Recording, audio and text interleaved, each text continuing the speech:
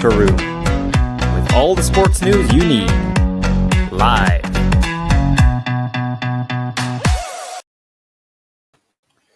Good afternoon. It is Friday afternoon. It's 5 o'clock and you are tuned to the best sports show on radio. But of course, I'm biased. I'm going to say that.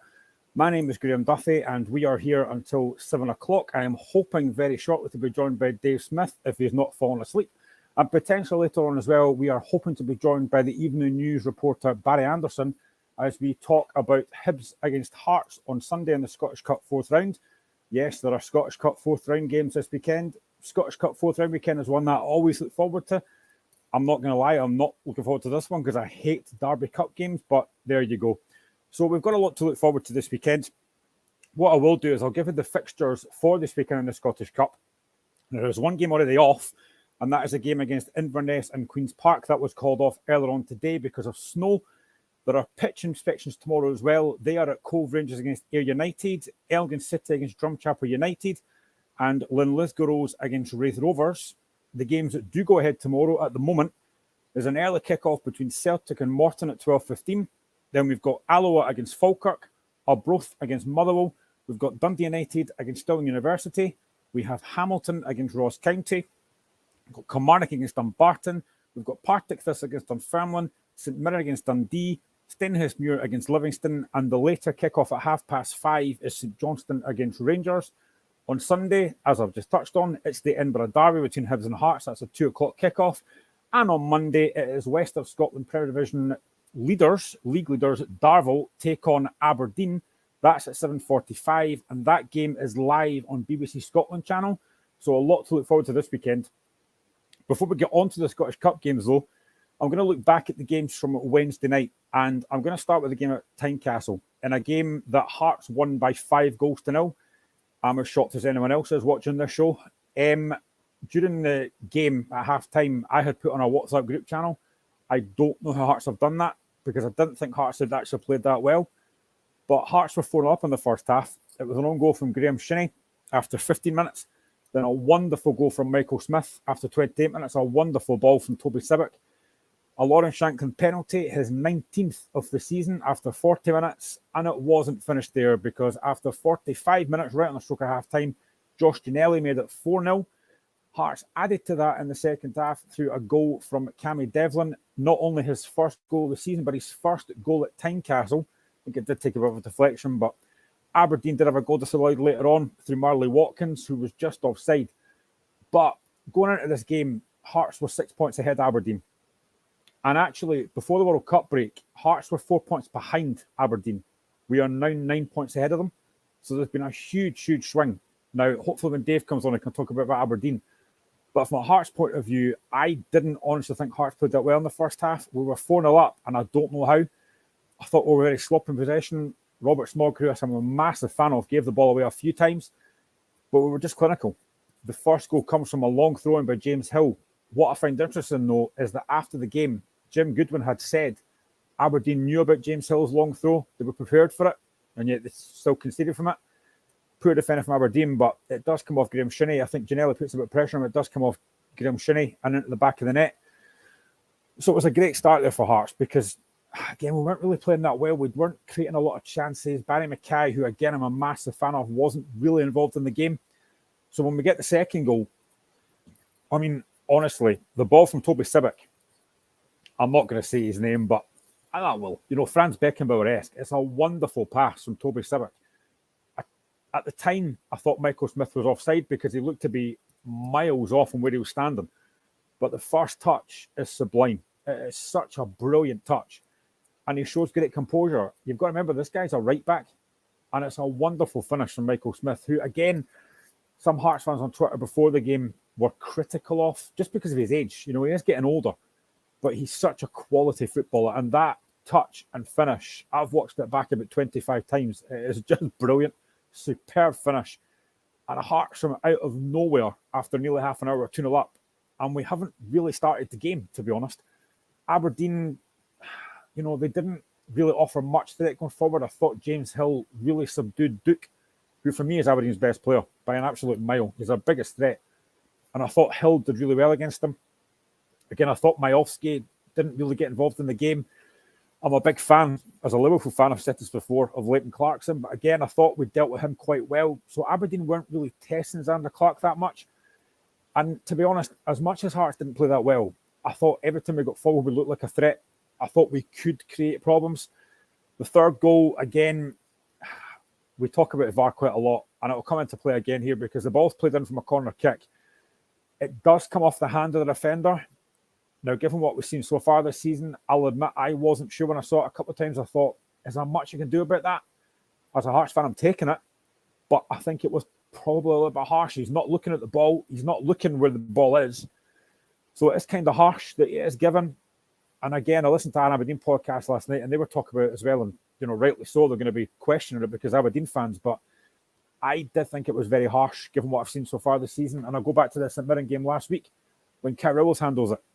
Again, I can understand if that had been given, but it wasn't. So the handball rule needs to be clarified. And I think the SPL, whoever's in charge, have got to do something about that because it's a horrendous rule. And I think for me, if it's deliberate, it's deliberate. Then that's a penalty. If it's something like that on Wednesday or something like Carrillos, which is accidental, I'm not sure you can give that. But again, we get the penalty. Lawrence Shankland, I just don't expect him to miss. He's deadly from the penalty spot. Goal number 19 of the season. And as much as I was celebrating, I was like, I don't know how we're 3-0 up here because we've not played that well. So delighted to be 3-0 up. Icing on the cake in the first half. Josh Ginnelly. Again, it's a great goal. Good ball from Michael Smith down the line. Lawrence Shankland, really good movement. Good ball in. And Josh Ginnelly does what every good striker should do. He gets across the front post. It's a great finish. 4-0 up at half-time. And I've got to be honest, I feel sorry for Joe Lewis. Brought back into the Aberdeen lineup. He could do nothing about any of the goals. It wasn't like he had to make 5 or 6 outstanding saves. So I did feel a bit sorry for him. Second half, it probably... I think when you're 4-0 up, it's difficult because the half-time team talk, what do you say? Do you say, go again? Do you say, do you know what? Let's just take a bit of a back seat here if your Hearts. We don't need any more injuries. We've got a big game in the Scottish Cup on Sunday. Let's just kind of take the foot off the gas. Aberdeen, what do you say if you're Jim Goodwin? You're 4-0 down. What do you do? He did make a few changes. It didn't make any difference like I knew it wouldn't. And I think second half, we were a bit more composing the ball. Didn't give it away as much. I thought Snodgrass started to dictate the game. But again, you're 4-0 up. You can do that. And I thought second half, it wasn't maybe a great spectacle, but we do add another goal. Cammy Devlin, as I said, I thought he was outstanding during that game. I thought Aberdeen missed his kind of dig in that midfield. Graham Shinnie was having to do a lot of work in there. Ramadani, again, who's a good player, but they just didn't have that dig that Cammy Devlin's got. And again, it's been a laughing joke amongst Hearts fans that don't give Cammy Devlin the ball. He's great when he's not got it, but when you give him it, he's hopeless with it. And he made up for that. It's a brilliant run. Lawrence Shankland does brilliant hold-up play. Aberdeen defensive, though, are very, very poor. And Devlin takes advantage. It's a really good effort. It does take a deflection. And again, for the 5th time, Joe Lewis is left helpless. Nothing to do about it. Hearts could have added to it. Stephen Humphreys is very unlucky not to get in of a George Grant cross. A really good ball in, and he's very unlucky not to get on the end of it. I think George Grant should probably score. It's a decent block again on the line, but I think he's got to do better. And yeah, the game kind of peters out in the end. Aberdeen, as I say, do get a goal back, but it is offside. I thought at the time it was offside looking at it, and I think he was just a fraction offside. So Aberdeen don't even get the consolation goal through Marley Watkins. And again, Aberdeen have brought a big support down. I think they pretty much sold out most of their allocation in the Roseburn end. And they're going back to Aberdeen on the back of an absolute hammering that, I don't think they particularly deserved it. I don't think they played that badly. I'll get to Aberdeen in a second, but in terms of Hearts, fantastic victory. We're now 7 points ahead of Livingston, whose game on that plastic pitch was postponed again against United. 7 points ahead of them. We are now 9 points ahead of Aberdeen, and I think we're 11 ahead of Hibs going into this massive derby game on Sunday in the Cup. But as I said before the break, World Cup, we were 4 points behind Aberdeen. We're now 9 in front. And I actually wrote down the stats as well. Since the World Cup started, or since we came back for the World Cup, we've played 7 games. We've won 5, lost none, and drawn 2. We've scored 18 goals and conceded 6. Now, Robbie Nielsen gets a lot of criticism from still quite a few Hearts fans. He's done a magnificent job. He really has. The recruitment, him and Joe Savage have been fantastic. Garang Kuol, who wasn't available for Wednesday, he was ill, so he wasn't able to play. We brought on Oda for his first game with about 10 minutes to go. He didn't really have an effect on the game. The recruitment's been fantastic. I know we're still trying to sign a couple of players. Callum Patterson, we're still trying to get him back to Hearts. And I think if he does do that, I think Nathaniel Atkinson will probably leave. Again, any Hearts fans watching this show, I put on Twitter a couple of days ago that anything that showed me that Atkinson's not rated, it was Wednesday night. You're 5-0 up, you're taking off Michael Smith, and you bring on Alan Forrest, who's a winger. I think for me that shows that he's not really rated. So I think Atkinson will probably leave. A couple of youngsters will probably go. I know Scott McGill has just left this afternoon. So yeah, there's a lot of good things happening at Hearts, a lot of positivity. That might go to the window if we get beat by Hibs on Sunday. I pray that doesn't happen. But we are massive favourites for this game. There's no doubt about that. We beat Hibs 3-0 a few weeks ago at Tynecastle. Hibs have not been on a great run. The last game they drew 2-2 with Dundee United. Now, again, I don't like saying teams are one-man teams, but at the moment, Hibs are looking like a one-man team with Kevin Nisbet. He's the only real goal-scoring threat they've got, but he's a brilliant footballer. There's no doubt about that. And I know there's a lot of debate on Twitter about who's better. Is it Shankland or is it Nisbet? They're both different players, but they're both, for me, should be in the Scotland squad when it's announced for these games in March. So it will be billed as Shankland against Nisbet. If we get a penalty, touch wood, Nisbet will, no doubt Shankland will score. So it's a massive, massive game. Derbies are. I don't feel nervous. I don't feel excited. I'm just kind of apprehensive because I know that we should win. But it's cup football. You never know. And it's Easter Road, where Robin Nielsen has never won as a player or as a manager. So that's a slight concern for me. In terms of league football, brilliant. I can't ask for any better. We're looking very, very strong. As I say, I think we will add to the transfer window. Probably a couple of players coming in, maybe a couple going out. But to beat Aberdeen, you're probably closer rivals for third place. And I'm not disrespect to Livingston. I just don't think they'll manage to last the field. I think it is between Hearts and Aberdeen. Michael Beale made those comments a few days ago about Aberdeen being the third best team in Scottish football. Maybe wants to rephrase that, because if that was me, that would be my team talk on Wednesday.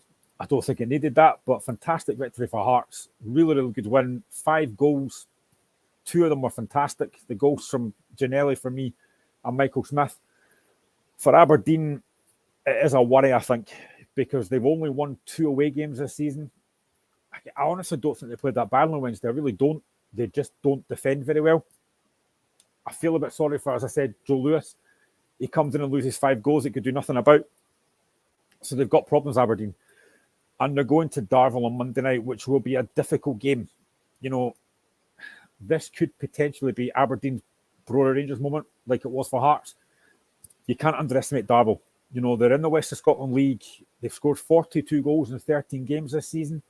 It's not going to be easy. Yes, Aberdeen are clear favourites, no doubt about that. But if I'm Darvel, I'm excited for this game. You know, they've got about 2,000 at the game on Monday night, and it's televised. So it's going to be a huge game for Aberdeen. They cannot afford to lose that game. I think Jim Goodwin is under a bit of pressure. I know a few Aberdeen fans have already said Goodwin should go. It might be harsh. You know, they are still sitting in a decent position, but they just can't win away. They can't win away from home, and they don't keep clean sheets. And if you can't keep clean sheets, you don't give yourself a chance. So yeah, it's a difficult one for Aberdeen, but I do think they'll win it. I think it'll be difficult. And if I'm Darvel, I'm just getting right on about them. I'm sure they would have watched Aberdeen against Hearts. They'll see where the frailties lie. If Darvel get an early goal, get the first goal, you just wonder how Aberdeen will react to that. Will the nerves start kicking in that, wait a minute, we could be out the cup here? So it's a difficult game. I think Aberdeen will win, but that away form is a massive, massive worry. And I think now, I don't want to count my chickens too much, but I think Hearts are probably a bit too far ahead of Aberdeen now.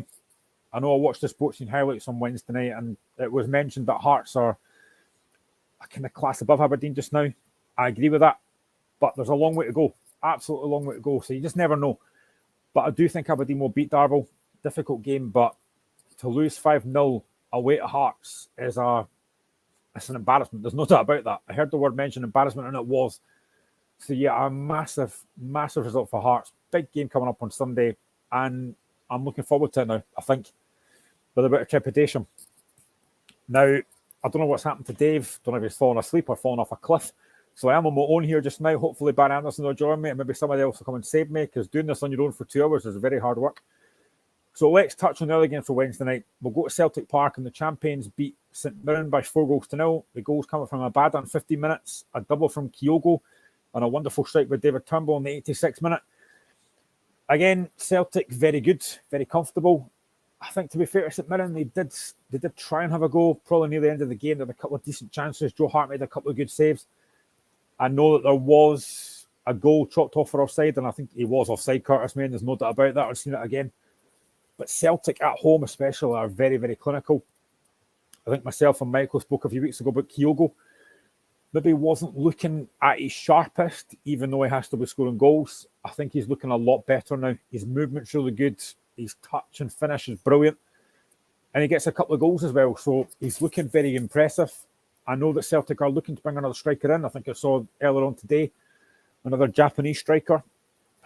I mean, the job that Postecoglou does in bringing these players in is honestly fantastic. It really is. He's got such an eye for a player.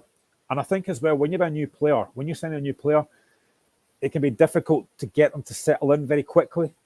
But they seem to settle very quickly at Celtic. I can't think of anyone that's not maybe really settled. Ideguchi, possibly the only one. But everyone else at Celtic seems to settle really well. And I know on Wednesday there was a lot of talk about Kobayashi starting. Thought he was excellent. Again, I don't want to be disrespectful, but it was only St Mirren. He wasn't maybe tested that much, but he looked a very, very good player. There'll be bigger games to come, but he looks like he's been at Celtic for a long, long time. So another positive for Celtic. 4 goals again, helping the goal difference. And I've said already, I don't see who's going to stop Celtic. Celtic are too strong. They're too good. They're going to strengthen again. Before I came on the show, I seen comments from Postecoglou that thinks they might get a couple more in before maybe the end of next week or certainly the transfer window closes. So Celtic will get stronger. And Abada is a player that I really like. He's quick, he's skillful. Him and Jota are 2 very good players. I mean, growing up as a Hearts fan, I used to love John Cahoon, an entertainer, someone that you'd get off your seat. Alan Johnson in the kind of later days. And I think Abada and Jota do that. If I'm a Celtic fan, that's what you pay money for, to be entertained. And I think Abada does that, and so does Jota. 2 very, very gifted footballers, 2 very good players, and 2 goal scorers. So the Celtic side is very, very strong. I think, again, another player that stood out for me again was Hatate. He's such a good player, so composed in the ball. A lot of things go through him. He very rarely gives the ball away. But if he does give the ball away, like any Celtic player does, if they give the ball away, they get it back very quickly. And that's something that Postecoglou's installed in that Celtic team. If you lose the ball, you win it back. That's what you taught as a youngster. You know, that's what I was taught as a youngster. If you lose the ball, if it was your mistake, win it back. And that's what Celtic do. So very, very impressive game from Celtic. Very, very good goals as well. David Turnbull again. I feel sorry for him because he's a very good footballer, but he just can't break into that Celtic side. I don't know if any Celtic fans are watching this. What you think of David Turnbull? Is he one that you'd like to keep? Is he one that maybe you would maybe let go in the summer, maybe or out on loan? Because it's very hard to get in that Celtic team. You know, I think they've got a very settled midfield there. Matt O'Reilly again, such a gifted footballer. I could go through that whole Celtic team and talk about gifted footballers, but most of them are. So yeah, you know, Celtic very, very comfortable. I think in terms of St Mirren, I thought they played okay. I thought they were very decent. Sorry, just give me 2 seconds. I'm just trying to see if anyone else can join me here. Sorry, guys. I'm just trying to see if anyone else can help me here. Now, that's a message sent out. Yeah, so again, I just think, you know, Celtic look very, very strong. I don't really see who's going to stop them. I think at home especially, I just don't see anyone taking any points off Celtic. In terms of St Mirren, you're not going to be defined by games at Celtic Park or Ibrox. And I think St Mirren can be reasonably happy with what they did on Wednesday. And again, they did create a few chances. Curtis Main looked dangerous. Joe Hart had to make a couple of great saves, but you're not going to be defined by that. So I think St Mirren will be fine this season. I know me and Michael had this debate a few weeks ago about could St Mirren potentially finish top 6. I think they can. Whether they will, I don't know. I think, again, there's, what date is it, the 20th? There's about 2 weeks left of the transfer window. We are, as I've said before, doing a live transfer window show on the 31st of January. We'll be on from 10 till 12 doing a live transfer window show. So I'm looking forward to that. We'll be building up to all the transfer signings that have been made and any that do come in. So I hope it's going to be a busy window, because there's nothing worse than doing a transfer day window when there's nothing happening. So yeah, hopefully it's a busy show. We do have a couple of guests coming on as well. I'm going to reveal that later on, but we are hoping to get a couple of guests on. So yeah, I might have to look at my yellow tie for that, but I'm looking forward to that. It should be good. So I think St Mirren will strengthen, and I think they'll be absolutely fine. They're not going to be any relegation trouble. They'll be absolutely fine. Celtic just go from strength to strength. I know that looking at that Celtic side, there's very few players there that I think, Giakoumakis might be away. Again, if Celtic lose him, I'm surprised about that. I know a few Celtic fans are surprised about that, because some of the phones I listen to, they wouldn't be letting him go. And I understand that. I think Giakoumakis has done a very good job. And I'll be surprised if they do let him go. And it'll depend how much they get for him. I've seen talk about 4 million. Again, any Celtic fans watching the show tonight, is Giakoumakis worth 4 million? Is he worth more than that? I don't know. I don't watch Celtic every week, so I don't know. You guys can tell me more. How much would you be looking for Giakoumakis? I think he's done a really good job again. I think he came into Scottish football, maybe didn't have the best of starts, maybe a slow start, but he has scored a lot of critical and crucial goals. And he's something different. He's a physical presence that Celtic don't really have up front. So he does give something a bit different. I think, again, you look at that Celtic team, I said Kobayashi started on Wednesday, looked decent. Greg Taylor's been outstanding. Ralston's been outstanding. So you look at that whole Celtic team and just think, it's very difficult to drop anyone from that Celtic team because they are so strong. So, yeah, Celtic are going to be, for me, I'm going to say this now on this show, and I might be proved wrong, but I think Celtic will win the treble. I think they will win the league. They've already, they're in the final of the League Cup, which I think they'll win. So I think there's every chance that Celtic will do a treble this season, which for Postecoglou, again, would be fantastic. So, yeah, there's a lot of things to look forward to for Celtic as well this season. And I think next season, again, if I'm Postecoglou, one thing I want to do next season is do better in the Champions League. Again, I think a lot of that depends on the draw. We always did shows this year about, and this season, with Celtic in the Champions League, and I thought Celtic competed very well in most of the games, but just weren't clinical enough. So that's the one thing I think if you're Celtic, you're looking to do next season is do a little bit better in the Champions League, but you're up against real quality, like Real Madrid. You're up against real quality, so it is difficult. But I think Celtic will be a lot stronger next season. Come the summer, I think they'll strengthen again. So Celtic are looking very, very strong. On the other side of Glasgow, Rangers picked up a victory against Kilmarnock by 3-2. 1-0 down through a goal from Chris Stokes for Kilmarnock, but Rangers bounced back. Goals from Alfredo Morelos and Ryan Kent. Morelos added a third goal, and then a wonderful, wonderful goal from Joe Wright for Kilmarnock made it 3-2. But they were down to 10 men. Danny Armstrong, who was brilliant against Celtic in the semi-final, was sent off after 59 minutes. Stupidity, if you're asking me. I thought he was daft to do what he did. He's still well in the game, so I think he was daft. In terms of Kilmarnock, before we go into Rangers again, I think Kilmarnock, like a few teams, need to strengthen. I think they don't, again, have enough in that forward area. I know they scored 2 goals, but they were both from defenders, Chris Stokes and Joe Wright. So they need to strengthen in January, I think. Whether they've got the money to do that, I don't know. I think they do rely on Lafferty, again, who's maybe not done quite enough since he came back. But Kilmarnock, I've already said, and I stick by this, I think they'll be in relegation trouble this season because they don't have enough up front, and they do concede goals as well. And the goals they concede, again, they weren't great goals that Rangers scored, but they were clinical. I think if Kilmarnock had managed to hold on to that lead a little bit longer, maybe you could have got something out of it. But, you've got to give credit to Michael Beale's side. They came roaring back. Again, Morelos gets his 2 goals. He's been criticised by myself as well on the show about maybe looking a bit overweight. Still not convinced he's quite at that level yet, but he's got his 2 goals. And that's what you want when you're Rangers or Celtic. You just want to win games. And they're doing that. I thought Ryan Kent, again, looked decent. Good finish again for his goal. But there are frailties in that Rangers side. Again, they're a goal down again, like they have been a few times this season under Michael Beale. So I think that's something that he's got to get sorted out, that they can't keep losing the first goal and having to come back, because at one point they're going to lose the first goal and not come back.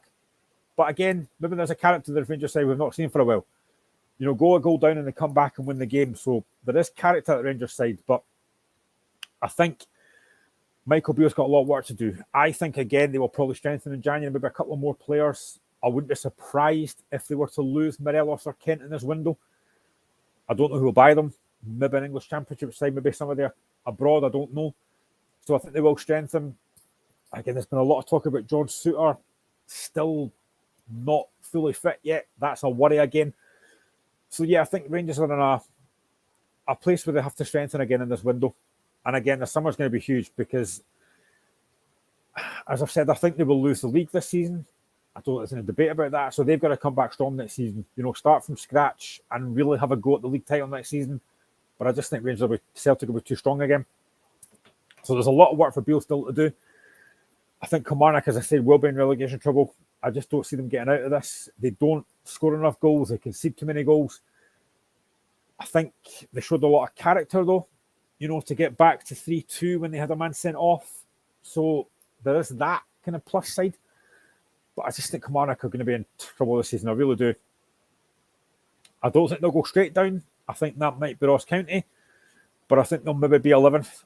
So they could have a fight on their hands to stay up. But Derek McInnes, as I've been told before, is an experienced manager. So if anyone can get them out of it, maybe it'll be him. But I think they will have to strengthen this window. Maybe 3 or 4 new players. They're going to be without Danny Armstrong now for that creativity. Again, I thought he was excellent against Celtic, but just didn't do enough. But I think he'll be a huge miss for Kilmarnock. So yeah, there's been a lot of decent games this week with Hearts against Aberdeen and Kilmarnock against Rangers, and obviously Celtic winning a lot of goals this week. But we look forward now to the Scottish Cup. Again, I said at the top of the show, Scottish Cup 4th round weekend is something I look forward to. It's, you look out for these days. It's like the FA Cup for me. I love FA Cup weekend. Always have as a little kid. You look forward to these big games. And I think tomorrow there's some decent games to look forward to. The first opening game, Celtic against Morton, at 12:15. I would imagine Celtic will make a lot of changes for this game. But they have such a strength and depth that they can afford to do that. You've got to think they'll beat Morton quite comfortably. If you're Morton, it's a great payday. I think the game is televised, so they get a great payday for that. But you think Celtic will be far too strong. They'll make probably 6 or 7 changes, I would think. I know Postecoglou will take it seriously, but they've got enough quality to make changes. I imagine that David Turnbull will start, and maybe imagine Kobayashi will start again. Maybe it starts for some of the younger lads as well. So yeah, you've got to think that Celtic will make a lot of changes for this game, but they'll still be far too strong.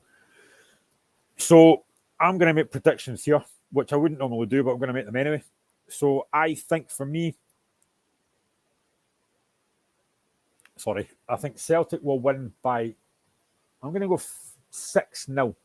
Sorry, Morton. If there's any Morton fans watching this, but I just think 6-0 for Celtic. If I pick out some of the other games that are happening tomorrow, let me have a look through the list. I think Arbroath against Motherwell could be a potential banana skin. Motherwell haven't been playing that well this season. There's maybe a lot of Motherwell fans are not overly enamoured by Stevie Hamill. Again, I talked earlier on about the fact I don't like to say that teams are one-man teams, but I think they are very reliant on Van Veen. If he doesn't score, they don't look a massive threat. So I think Arbroath will fancy this at Gayfield. That weather we all talk about, that weather's going to be a deciding factor, I think. Whether the game will be on, I don't know. That might be a risk as well. But, Dick Campbell, a very experienced manager, he'll be looking forward to this. Obviously, they played Hibs in the Cup. I think it was last season. They went 1-0 up, but Hibs showed their quality and managed to get through that game. But we all know Arbroath is never an easy place to go. And this is a game that Stevie Hamill might not be looking forward to. It's a difficult venue. That wind and rain, whatever the weather's like, it could be a difficult game. So I think there's a potential for a shock. Although, would it be a shock? I suppose, it would be because it's Championship against Premier League, but the way that Motherwell are playing, it maybe wouldn't be a shock. So I think Arbroath have got a chance here. I think this maybe could potentially go to a replay. I think Motherwell, if they go there and they don't score in the first 15, 20 minutes, I think there'll be a lot of frustration from some Motherwell fans. I think Arbroath have got a chance. I'm going to go for 1-1 here. I think this could have got a replay. I just have a funny feeling that Arbroath could pull something out of the bag here. So I'm going to say 1-1. Potential banana skin.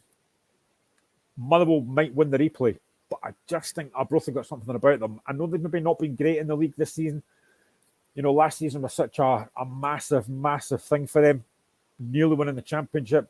I think myself and a lot of other fans wanted Arbroath to come up. They were so close. And I would love to see Dick Campbell coming up. I really would. I think he's a great manager, a great guy.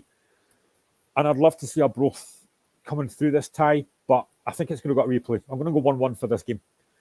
The other games I'm going to look at, let's go for Dundee United against Stirling University.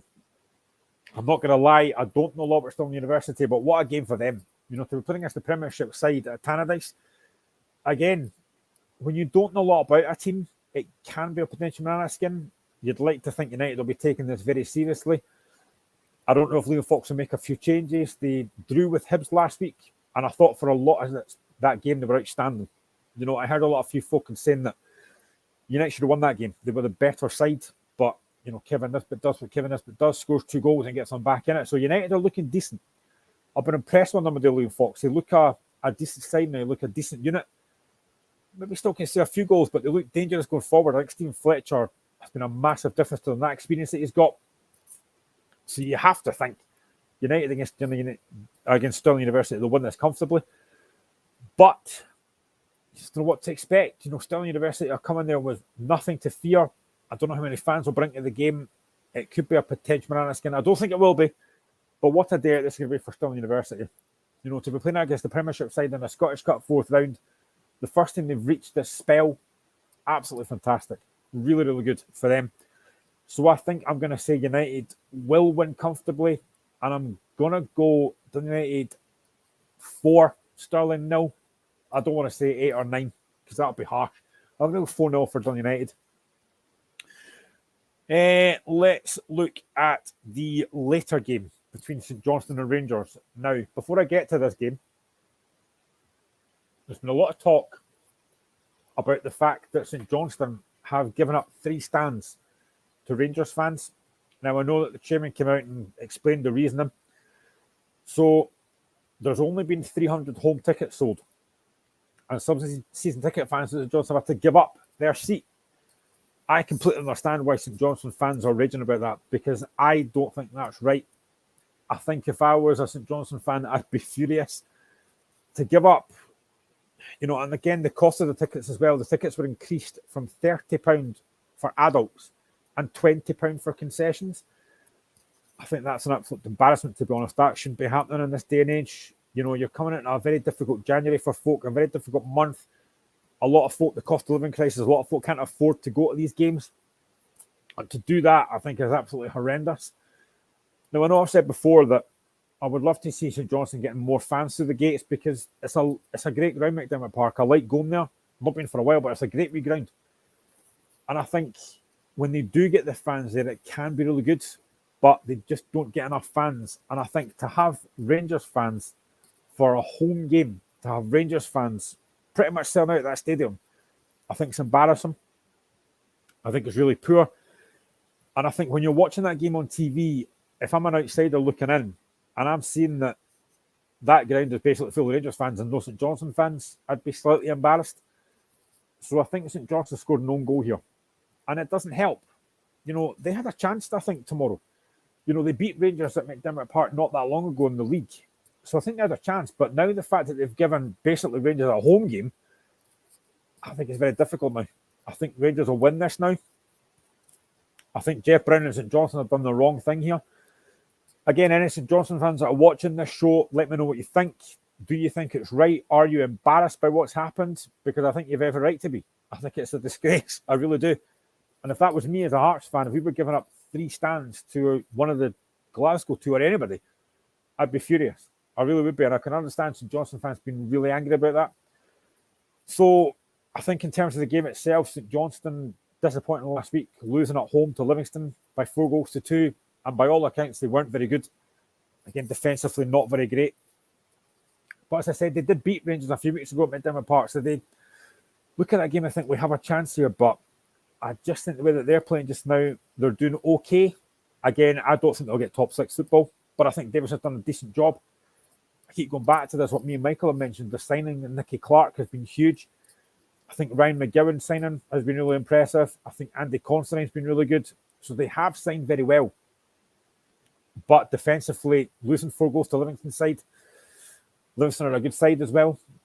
Disappointing for St Johnstone, but I just think Rangers in the back of that victory against Kilmarnock, they'll be on a bit of a high. Ryan Kent's coming to form. They're just off the back of a League Cup final now, where they'll play Celtic on the 26th of February. And I should just point out as well, we'll be doing a live reaction to that final on the 26th of February. Hopefully 5 o'clock. If the game doesn't go extra time, that is. We will be on the 26th of February to talk about the Celtic against Rangers League Cup final, which should be a good game. Looking forward to that. But I do think Rangers are a bit of a high just now. So I think they probably will beat St Johnstone. But I just don't think St Johnstone has done themselves any favours by giving those 3 stands to Rangers. Really, really poor from my liking. And I just think St Johnstone have scored a massive own goal here. But do you know what? If they get through, if they manage to win this game, maybe St Johnstone fans won't care. But I do think Rangers will win this game, and I'm going to go 2-1 Rangers. It'll be tight, but I just think Rangers will win this game. Other games tomorrow, I'm going to go through them. I think for me, if the games are going ahead, I'm going to go Alloa 0, Falkirk 1. I'm going to go Hamilton 2, Ross County 1, because I just think Ross County are in a difficult position just now. Again, they're not scoring enough goals. Defensively, very poor. I think Hamilton will fancy that. I'm going to go Kilmarnock 3, Dumbarton 0. If the game is on tomorrow, Linlithgow Rolls 0, Wraith Rovers 2. Partick Dunfermline is a difficult game. Again, Firhill for thrills. Will it be tomorrow? I'm not sure. I think Dunfermline might win that game and go 2-1 Dunfermline. St Mirren against Dundee. Again, that potential is a real Premiership game. That I think Dundee will be probably coming up this season. But I think St Mirren, I've seen a few of the games this season, and they are a decent side. And at home especially, they don't lose a lot of games. So I think St Mirren will win that. I'm going to go 2-0 St Mirren. And I'll go Stenhousemuir 0, Livingston 2. Let's go on to Sunday now. And we'll talk about Hibs against Hearts. Now, I did touch on it earlier on, but this game's a 2 o'clock kickoff at Easter Road. Again, it's going to be billed as Kevin Nisbet against Lawrence Shankland. I think this game is going to be a difficult game, as I said already. I know that Hibs ticket sales are not great. They've not sold. There's a lot of tickets still available for this game, which is disappointing. As a Hearts fan, I could laugh at that, but I won't because I'm a professional. And if any Hibs fans are watching, I don't want you to think I'm a bad person. But yeah, Hibs have not done very well with the sellouts, apparently. It's not looking great. Maybe there's not a lot of confidence going out of this game. They have obviously won against Motherwell recently. They then did draw with Dundee United. So they're not doing that badly. But again, at home, I guess the Hearts side that are on a high just now, I can understand why some Hibs fans are not overly confident. But it's a cup game. As I said earlier, Robbie Nielsen's not won at Easter Road yet as a manager or a player.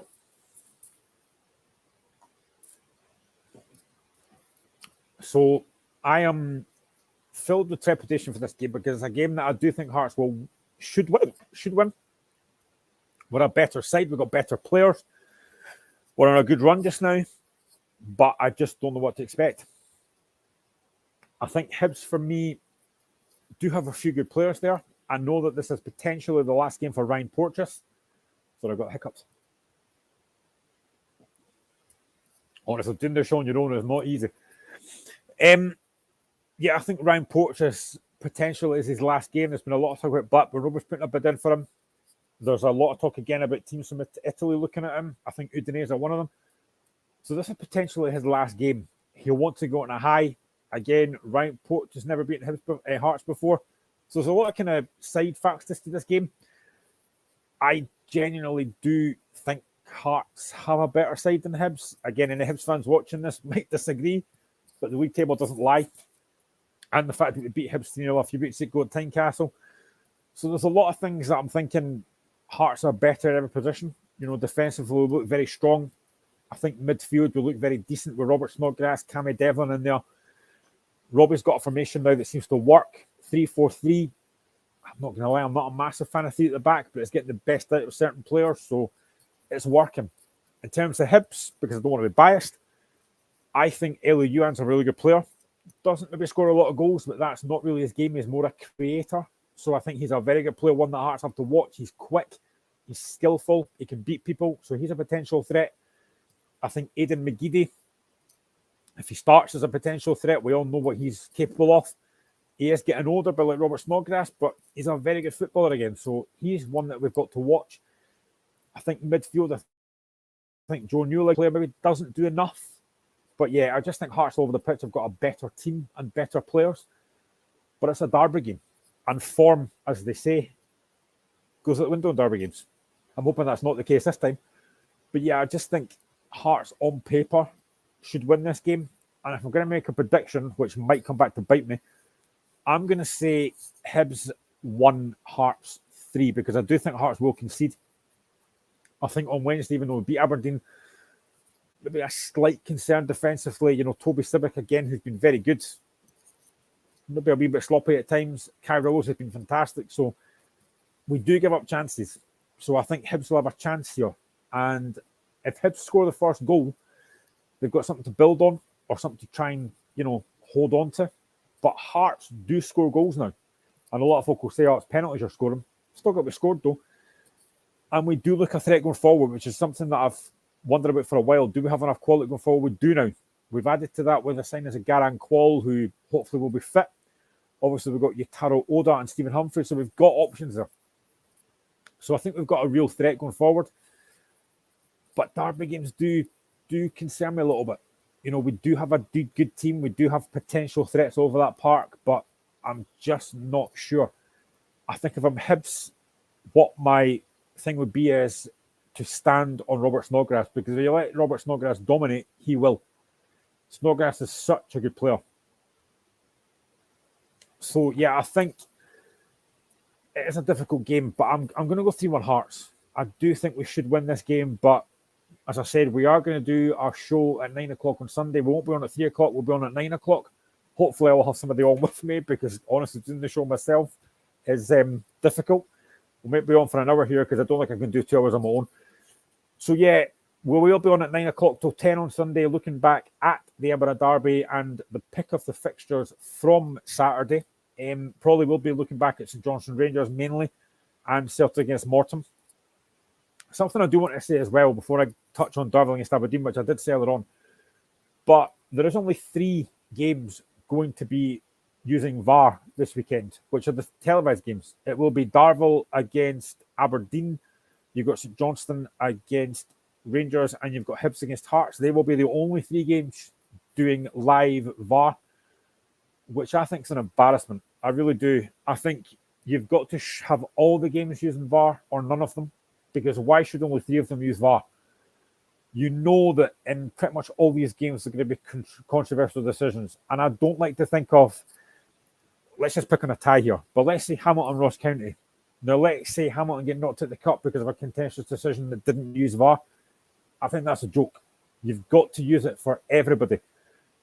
To only have 3 games using VAR, I think it's an embarrassment. I really do. I don't know what other folk maybe in the chat think of this. If anyone's still watching me, do you think that VAR should be used in all the games? Because I think it's an absolute embarrassment that it's not been used in all the games and only 3 of them, and only 3 that are televised.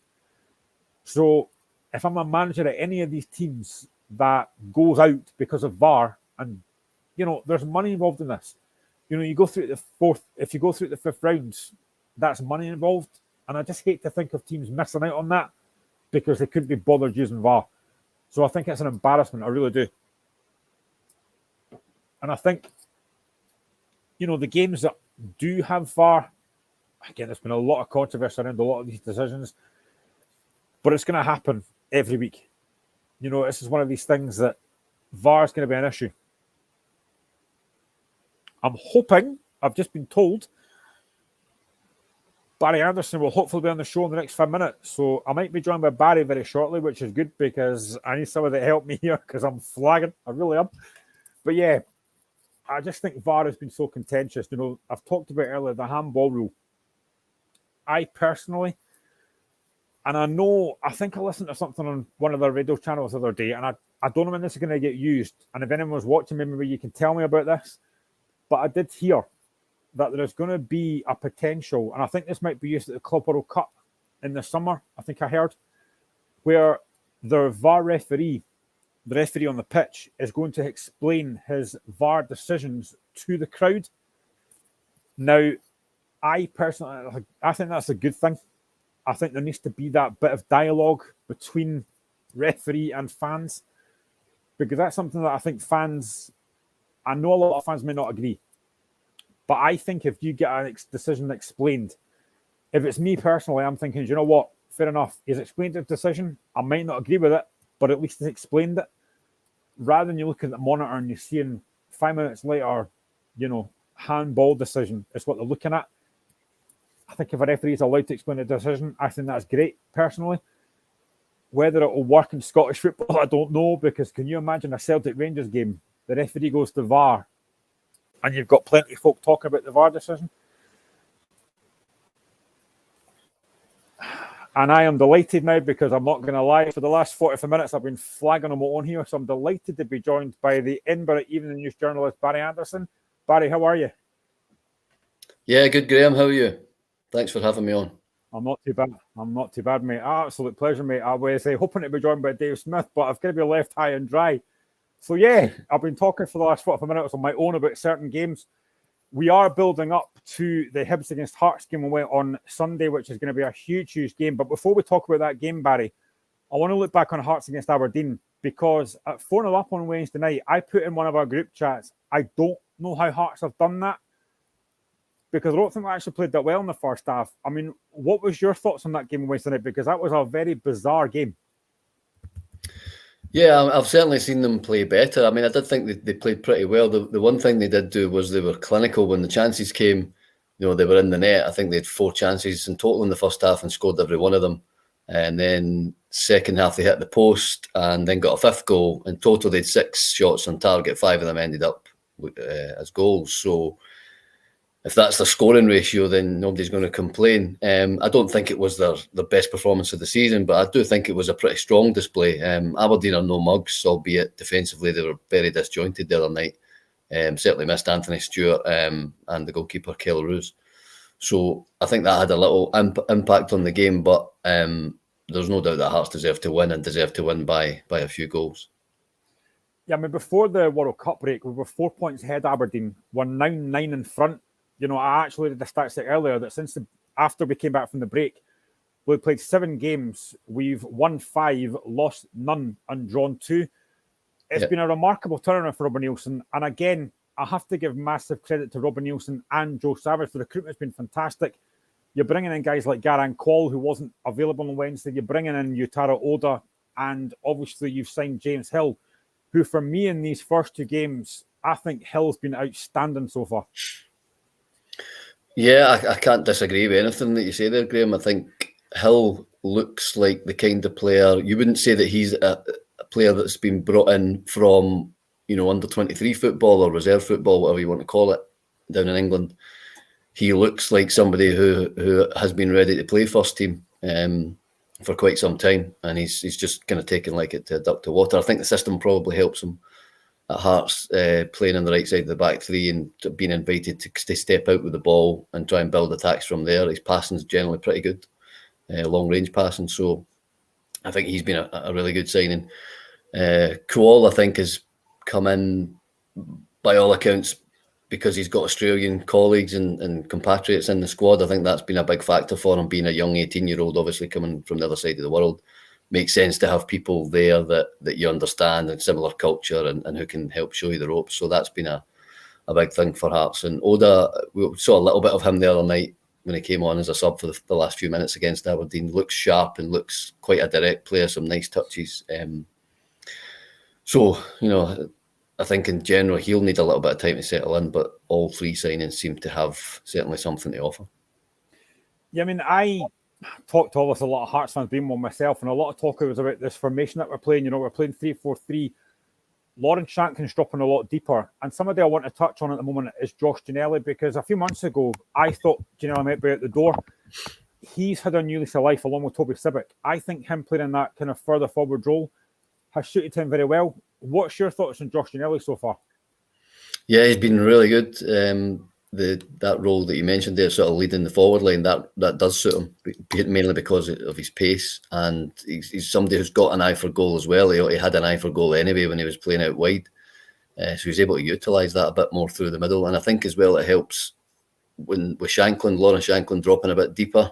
He's not the quickest, as he'll tell you himself, nor is Barry Mackay. So having those two in the more withdrawn roles behind Ginnelly, I just think it gives you the right kind of balance there as a forward line. And Ginnelly certainly come into his own because, last summer, sort of August, even into September time, you were wondering what was going to happen with him. And Hearts at one point would have let him go if they'd have got the right kind of offer for him. That didn't come, and he's got a new lease of life. So I totally understand people saying, why are we not speaking to this guy, or are we speaking to this guy? Should we be, trying to get him tied up in a longer contract? That's obviously something for them to deal with internally. Yeah, I mean, I want to touch on Civic in a minute as well, but I just want to touch on Lawrence Shankland because a lot of folk are talking about the fact, Shankland's only scoring penalties. He has scored 19 goals this season, but he's got the captaincy now. And I put on Twitter a couple of days ago that Shankland's link-up play is actually very underrated. He was involved in pretty much 3 of the goals on Wednesday. I think Shankland's all-round game is a lot better than folk tend to realise. He's not just a goal scorer. His all-round link-up play is actually very impressive. Yeah, we actually spoke to him about that today at the at the pre-match press conference, and he was touching on that a little bit. I won't go into too much detail because you can read it in the paper later when it's actually printed. But you're right. He does have that. He's very good with his back to goal, and that's quite a difficult skill for any forward because most strikers, as you'll be aware, you think attack wise, you think you're facing the opposition goal, not with their back to it. So trying to learn that side of it can be difficult. But I think Shankland's always had a little bit of that in his game, and it certainly got better. Don't know if it got better maybe when he went to Belgium, but overall he's playing a really important role for Hearts at the moment. Taking away the fact that he's the captain in Craig Gordon's absence, he's just that link man between the midfield and the attack, and he's quite intelligent as well on the ball. When he gets into his chest, he knows where teammates are. He knows where his wing backs are very well. He knows where the midfield is behind him. So yeah, his awareness is really good. I still find it crazy to think that no Hearts striker has scored 20 goals a season since John Robertson, and he left in 1998. I just find that absolutely bizarre. But Shankland's now 1 goal away. I mean, I genuinely think he's been fantastic. Aside from the penalties he's scoring, you've still got to score them. But I just think his general all-round game has been very good, and his link-up play as well has been fantastic. I mean, I said in the group chat when Lawrence Shankland signed that he is one that I wanted us to sign because he's a goal scorer. And I think he has shown that. And I think he's taken a lot of pressure. When Liam Boyce went out the side, he stepped up. And I think Liam Boyce maybe hasn't been quite as missed. Yeah, again, I think that's helped just dropping Shankland into that role that Boyce was playing, that slightly more withdrawn attacking role. He's really filled that void in a way that not many players could have. There's not too many players, if you think about Boyce's attributes, not too many others in the Scottish Premiership anyway, you could have brought up to play in that role and play in a similar style. And Shankland's done that. The penalties, I think, every striker's going to score penalties. If you're your nominated penalty taker for your team, then, that's just part of it. You take whatever penalties you can. And Shankland's penalty record is very, very good. And Robertson as well. John Robertson, when he was Hearts number 9, scored a fair amount of penalties every season. There were penalties, and he was generally the one that was taking them for year in and year out for Hearts. So I don't see that being a factor. I certainly don't think that Lawrence Shankland's going to worry if he hits 20 goals, which he will hit 20 goals before the season's out. He might well do it on Sunday, who knows. I don't think he's going to worry too much about whatever 9 or 10 or 11 of them being penalties. That's not going to faze him at all. I hope he does get goal number 20 on Sunday. I'm not going to lie. I mean, do you think that, again, there's been a lot of talk, it is in the press, obviously, there's been a lot of talk about Lawrence Shankland potentially leaving to go to one of the Glasgow two. Do you think that's likely to happen? Certainly not at the moment. He's only just arrived at Hearts. He's on a long-term contract. So for anybody to try and take him away, Hearts would be talking a hefty 7-figure fee. You'd be I wouldn't like to put a figure on it because it's just not a realistic prospect at the minute. Whether it becomes one in future is obviously up to other clubs and what their agenda is and what types of players they're looking to recruit. Every player's got his. Let's be honest, every player's got his price, but Hearts are in no rush to sell any of the players at the moment, and certainly not to Celtic or Rangers when the long-term aspiration, and it is a very long-term aspiration, would be to try and close that gap towards Celtic and Rangers, so you don't therefore give them your best players, and Shankland's one of Hearts' best players, so that's a non-starter for me, to be honest. I can't see Celtic or Rangers being willing to pay several £1 million for another player, albeit a good goal scorer in the Scottish Premiership. I don't see that happening at the moment. Before Christmas or just after Christmas, I decided on Twitter that I was going to set up a Hearts fans WhatsApp group, because I thought a lot of Hearts fans talking that through Twitter, and you can only have about 25 characters in it. I thought, you know what, I'm going to set up a Hearts fans WhatsApp group and see if we get 5 or 6 folk in it. I have 227 Hearts fans in this WhatsApp group. And the day that Kyle Rowell signed that 5-year deal, my phone went mental. Honestly, I think that is one of the best bits in the business we've done. I mean, he's not been here that long. He was great in the World Cup. Kyle Rowell, what have you made of him since he came to Hearts? Because I think he's been absolutely phenomenal. Yeah, I couldn't agree more. I think he's one of these guys who just, you look at him and you see the way that he goes about his business. He wants to defend. He takes great pride in outright defending. And that's a skill in itself, to defending, timing your headers, your tackles, tracking your man, your positional sense, your awareness, closing gaps, reading the danger, being able to smell the danger, identify it and eliminate it, all these sort of things. Rowles does all of them for me, and he does all of them very well. He's as good a signing. I think I said this on Twitter the other day when his deal was confirmed, that he's as good a signing as I've seen at Tynecastle for many years. He's right up there with Shankland and what Shankland's brought to Hearts. Rowles has brought just as much in a defensive, obviously, capacity rather than attacking. And he's another one that I'm sure he will leave at some point in the future, but he's clearly in no rush to go anywhere just now, which is great for Hearts. And when he does, you're going to be looking at another hefty 7-figure fee for someone like him. Before we touch on the Hibs Hearts game, I just want to touch on one player very quickly, and that is Toby Sibbick. Now, again, I was critical of Sibbick in the past, but I think he's been fantastic recently. And that pass to Michael Smith, that was like Franz Beckenbauer-esque. That pass, and not just that. I mean, I've watched that goal about 25 times now. The pass from Sibbick, the touch from Smith, the finish, it's just a phenomenal goal. Yeah, as I said that at the time when we sat and watched it, it was a phenomenal pass, just right out the top drawer. No one saw it coming. I mean, Michael was making those runs quite a few times in the first half in that game, and Sibbick's pass just was pinpoint right onto his toe. And I think the funny thing for me was just the way Michael takes it down with his right foot and then calmly just knocks it past the goalkeeper with his left, and then he just kind of trots off as if, oh, well, that's me, kind of done my job now, thanks very much, cheerio. It was quite a comical moment, I thought, but the pass, yeah, I mean, brilliant to see, brilliant to watch, and brilliant to see that sort of thing being executed in Scottish football. For long enough, you've seen and heard people criticising it as just aimless punts up the park. Well, there was none of that from Sibbick on Wednesday. He clearly knew what he was doing, and he couldn't have executed it any better. His form has been really impressive recently, Sibbick. He looks a lot better now, a lot more composed. What do you put that down to? Is it just the fact he's getting more game time, or is the fact that he's got Kyle Rowles beside him? I mean, what do you put that down to, the fact that he has been so impressive recently?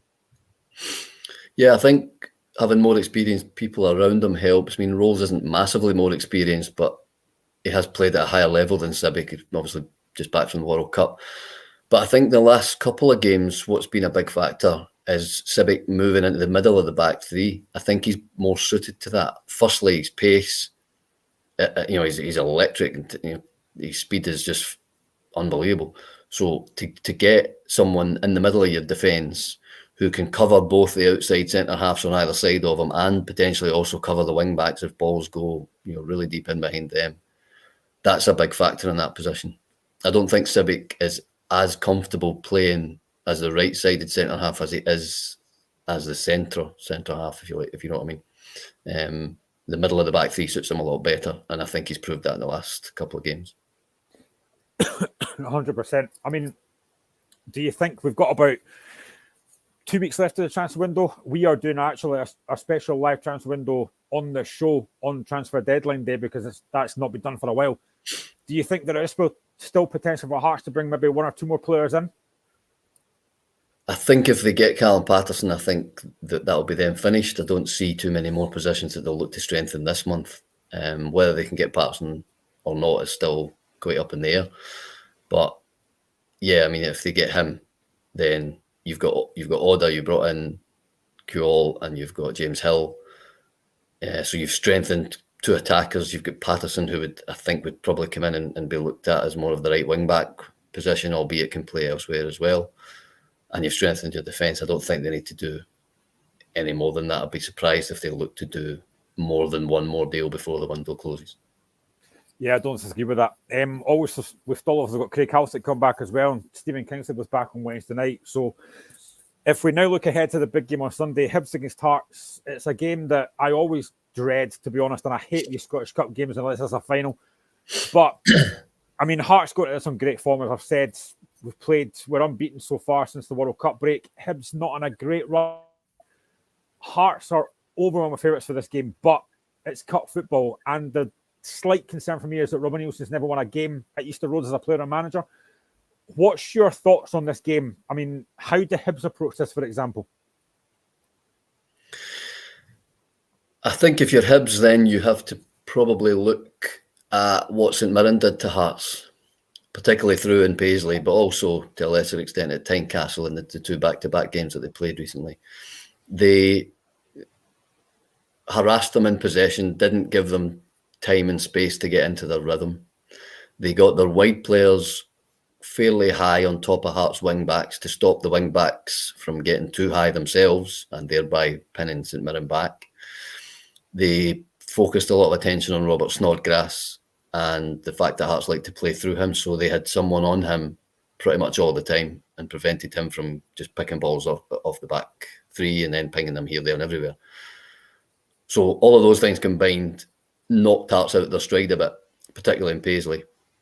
And to me, that's the only approach that Hibs can take. They've got to try and come out with some energy. They've got to try and get in Hearts' faces. They've got to try and be snapping at their ankles, just restricting their space, trying to press them back and push them back into their own half for the first kind of 20 minutes or so, and build from there and see how you get on. I don't think for a second that this is a straightforward game for Hearts in terms of you just turn up at Easter Road and you win 3 or 4-0. I don't think it's ever been like that. And in my time covering Edinburgh derbies, some go more straightforward than others. Obviously, for Hearts a few weeks back, winning 3-0 at Tynecastle was a great result for them and really kind of boosted them. And they've obviously just come off the back of beating Aberdeen 5-0 in midweek, so they won't be short of confidence going to Easter Road, and their determination will be to match whatever physical challenge Hibs propose and also try and get on the ball and dictate the play, because they'll know that particularly with Snodgrass and 1 or 2 others, they have the technical ability to try and control the game. So for them, it'll be about, trying to win the physical battles and match the energy and all the rest of it that Hibs might show.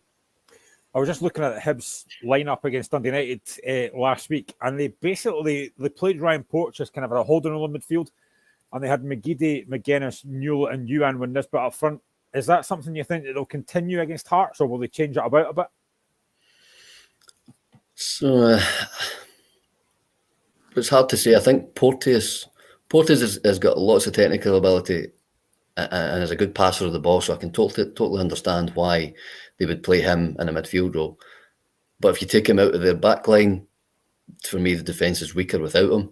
So it's down to Lee Johnson where he thinks he's best utilised and where he needs them the most, probably, because you saw from the Hibs defence at Tynecastle a few weeks back that when he's not there, they did struggle. They struggled to cope with Hearts going forward. And they can't really, Hibs, if you think about it, Hibs can't really afford to lose an early goal here. They need to try and set the tempo and set the agenda themselves. And as I said, try and get in at Hearts and in their faces and stop them from playing. So, yeah, I think Porteous will be a big player for Hibs wherever he plays. probably you would think midfield might be better if Hibs want to try and stamp their own authority on the game and gain a foothold early on. You would think maybe stick him in that midfield role, but who knows? Only Lee Johnson knows. This is potentially Ryan Porteous' last game for Hibs. I know there's been a lot of interest in him from Blackburn Rovers and abroad as well. I mean, just how big a player do you think Ryan Porteous is for that Hibs team? Yeah, at the moment you'd say he's their biggest asset. And I think it's a shame that they're going to lose him or look like losing him mid-season, because I do think he's got a lot more to learn. And he could learn it in Scotland, but at the same time, I think when you've got a chance of going to somewhere like Udinese, and I'm not saying that's where he will go because clearly nothing's agreed yet, but from his perspective, if you've got a chance to go and play in that kind of league at that level, in amongst those kind of players, a totally different environment, different culture, different setup, different language, I don't think we can have too many young Scottish players in that kind of situation where they're broadening their horizons and they're learning more about life and football as well. I think it's a great opportunity for any young Scottish player, and I hope that that's where Porteous ends up, because I'd like to see him grow as a player and develop into a regular in the Scotland squad as well. Yeah, I mean, I know that from talking to a few housemates and stuff that ticket sales have not been particularly great for this game. You know, they are at home. It is a cup game, but how important do you think it is for Hibs in particular that they start this game well? You mentioned earlier on that they get in about Hearts and they snap out tackles and stuff. Do you think it's important that Hibs start this game really well? Yeah, it is. It's important. That's important in any game in the Scottish League. I think probably 80-90% of the games are decided on who gets the first goal, probably, still in this day and age. So coming out and trying, especially as the home team as well, and however many fans they have behind them, you know, it'll obviously be more. There will be more Hibs fans in the stadium than Hearts fans either way, even if it's not full. So, yeah, I think that's important for them to try and get out the traps and set their own agenda if they want to do anything in this game, and make sure that they're, you know, they're the ones that are making Hearts think. They're the ones that are denying Hearts the space and making it clear to Hearts that they're not getting things their own way. That's got to be uppermost in Hibs' agenda. But Hearts will be aware of that as well. They know that, you know, early doors it's going to be kind of all out war for the first 15-20 minutes, and you know who wins that war is the one that will probably prevail in the end. Would you imagine that Hibs will strengthen in the next couple of weeks? Because I think they maybe do still need a couple of new players. I think, again, they are relying at the moment on Kevin Nisbet. They don't have Martin Boyle. Do you think they will look to strengthen in the next couple of weeks? You would think so. I don't know if they're maybe waiting on the Porteous deal to come to fruition and thereby get some funds in and go from there. The Nisbet does need some support up top. I agree with that. If Porteous goes, he then needs replaced. So you're looking for a more defensive type player. So I think those two are probably the priorities for Hibs at the moment. But you know, they probably have to get moving quite quickly because the transfer window's closing, you know, next week. So it's not next week, just the week after. So there's not a lot of time left, and these deals don't just get done within a couple of hours. You know, they're quite often a long time in the planning. So from Hibs' perspective, if they're wanting to bring in new signings, they probably have to get things going. Can you see Hearts making many changes for Sunday? I mean, personally, I don't think we'll make that many. The only maybe slight thing might be Kingsley coming back in. But apart from that, I don't really see many changes. You mentioned him earlier on. Robert Snodgrass has been fantastic for Hearts. That signing has been brilliant. He's 35, but he's such a composed footballer. And alongside Cammy Devlin, who, again, a lot of Hearts fans do give a lot of stick to, but I thought Devlin on Wednesday night, apart from his goal, was outstanding. So do you think Hearts will make many, if any, changes on Sunday? No, I don't. I think you could pretty much see the same team take the field, you know, as did on Wednesday. As you say, Kingsley's probably the most likely one to force his way in there, but who do you leave out? Sibbick was obviously very good. You're not going to drop Rolls. Hill's been outstanding in the games that he's played since he came in. So it's a tough one for Robbie Neilson, because Kingsley is a let's be honest, an automatic starter for Hearts when fit. But it'd be very tough and and possibly unfair to leave any of that back three out from Wednesday night. So yeah, I mean, it might be a safer option. Kingsley, leave him on the bench and bring him on. You've got that experience to come on then if you need somebody to kind of steady the ship at any point, or if they're a goal or two up and they want to try and see the game out, then that might be the cue to bring him on at that point. But yeah, certainly not a lot of changes to the Hearts starting 11, I wouldn't have thought. I know you're a busy man, so you'll have to get away very shortly, but I just want to touch on very quickly Joe Savage. And when we talk about signings and recruitment at Hearts, for me, I think Joe Savage has been the biggest signing that we could have made. The players he brings in, along with Robin Nielsen, are so impressive, and he also talks very well. I mean, I don't know if you've met, I'm sure you maybe have met him personally. What's your thoughts on Joe Savage and how big a job he has done for Hearts? Yeah, I think it was quite an interesting appointment when he came in from Preston. Having been a scout previously and worked in England and been around all the lower leagues in England, clearly had a lot of contacts down there. And I think you've seen that from some of the signings that have been made since Joe came in.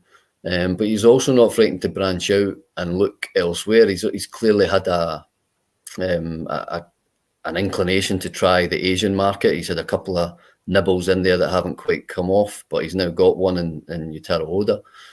So we need to wait and see, what kind of quality and what level of player Hearts have got there over the course of the coming weeks and months. But that seemed to be a priority for them, to try and get a player in from that market. The Australian market has worked out extremely well for them so far, as we discussed there with Rolls and Devlin, Kuol's now, and Nathaniel Atkinson's been here just over a year. So yeah, I think Joe's been looking not just in the environment that he's known or the environment that he's been familiar with. He's looked elsewhere as well. He's been keen to cast his net far and wide.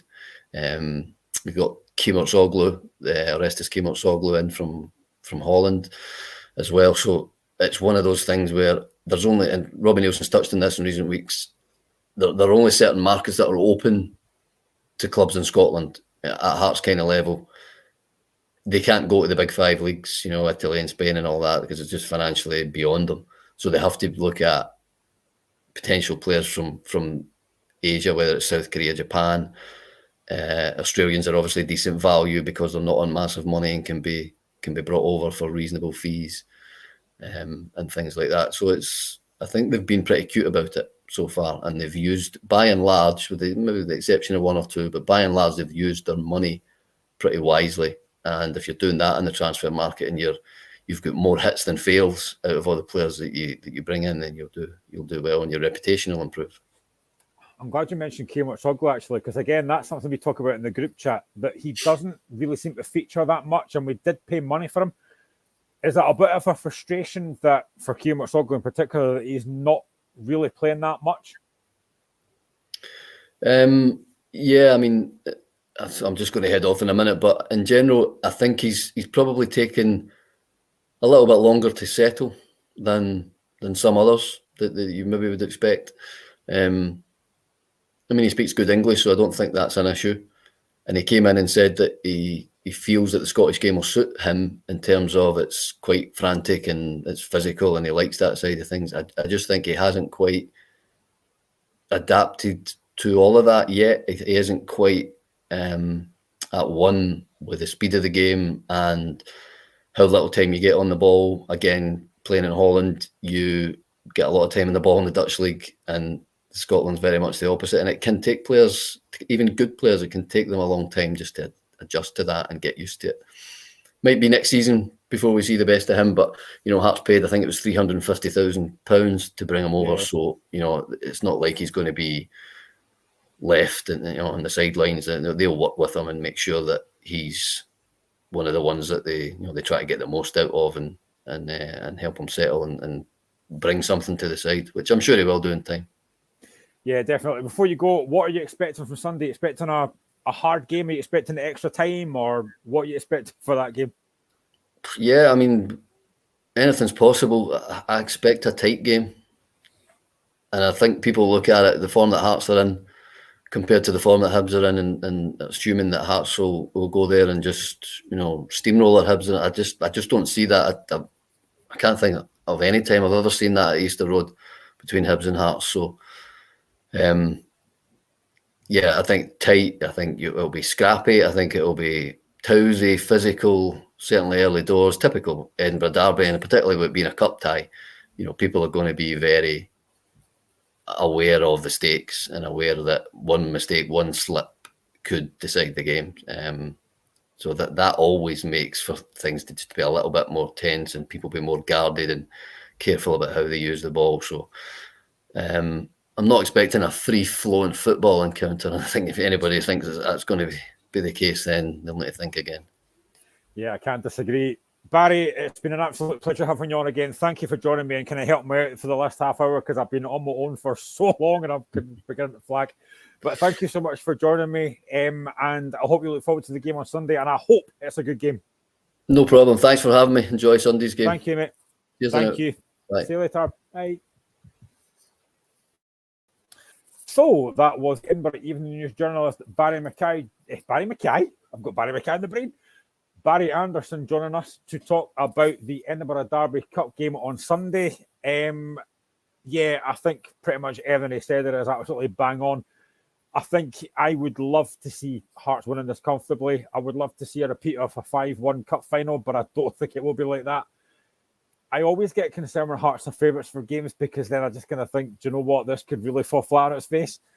So yeah, I do agree. I think it will be a difficult game. I think it will be very, very towsy. I think Hibs do have to try and come out the blocks. Hey, Scottish TV Gold. Good to see you, pal. It will be a tough game. Hearts should win, but you can never tell in a derby. Yeah, I tend to agree with that. I just think derby games are so hard to predict. I do think Hearts have a better side. I'm not going to lie. We do have a better side, and the table doesn't lie. But I just think at Easter Road, as I said, Robin Nielsen's not won there as a player and a manager. It's a very difficult game. So I do think it'll be a difficult game. But I'm going to stick with my prediction. I'm going to say 3-1 Hearts. And I'm going to say my goal scorers, I'm going to go Hibs will be Kevin Nisbet, of course. I'm going to say Hearts will score through a Lawrence Shankland penalty. Am I allowed to say that? A Lawrence Shankland penalty. And I'm going to go Alex Cochrane. And I'm going to go, just for a laugh, I'm going to say Cammy Devlin again. Just because I just love Cammy Devlin. He's such an infectious character. So yeah, I just think Hearts 3-1, but it'll be a difficult game. And if we do get beat, I will still be here on for Sunday doing the show 9 till 10, hopefully with somebody else, because as I keep on saying, doing this on your own is not easy when it's just an all-talking show. So, yeah, I think there's a lot to look forward to in the Scottish Cup weekend. There's, a lot to look forward to coming up as well. I'll maybe go back to the football in a second, but I just want to touch very quickly and just give me 2 wee seconds to see if someone else can join me because I've got 45 minutes to go here. Can anyone else join me? No, more. Right, okay, doke. Hang on.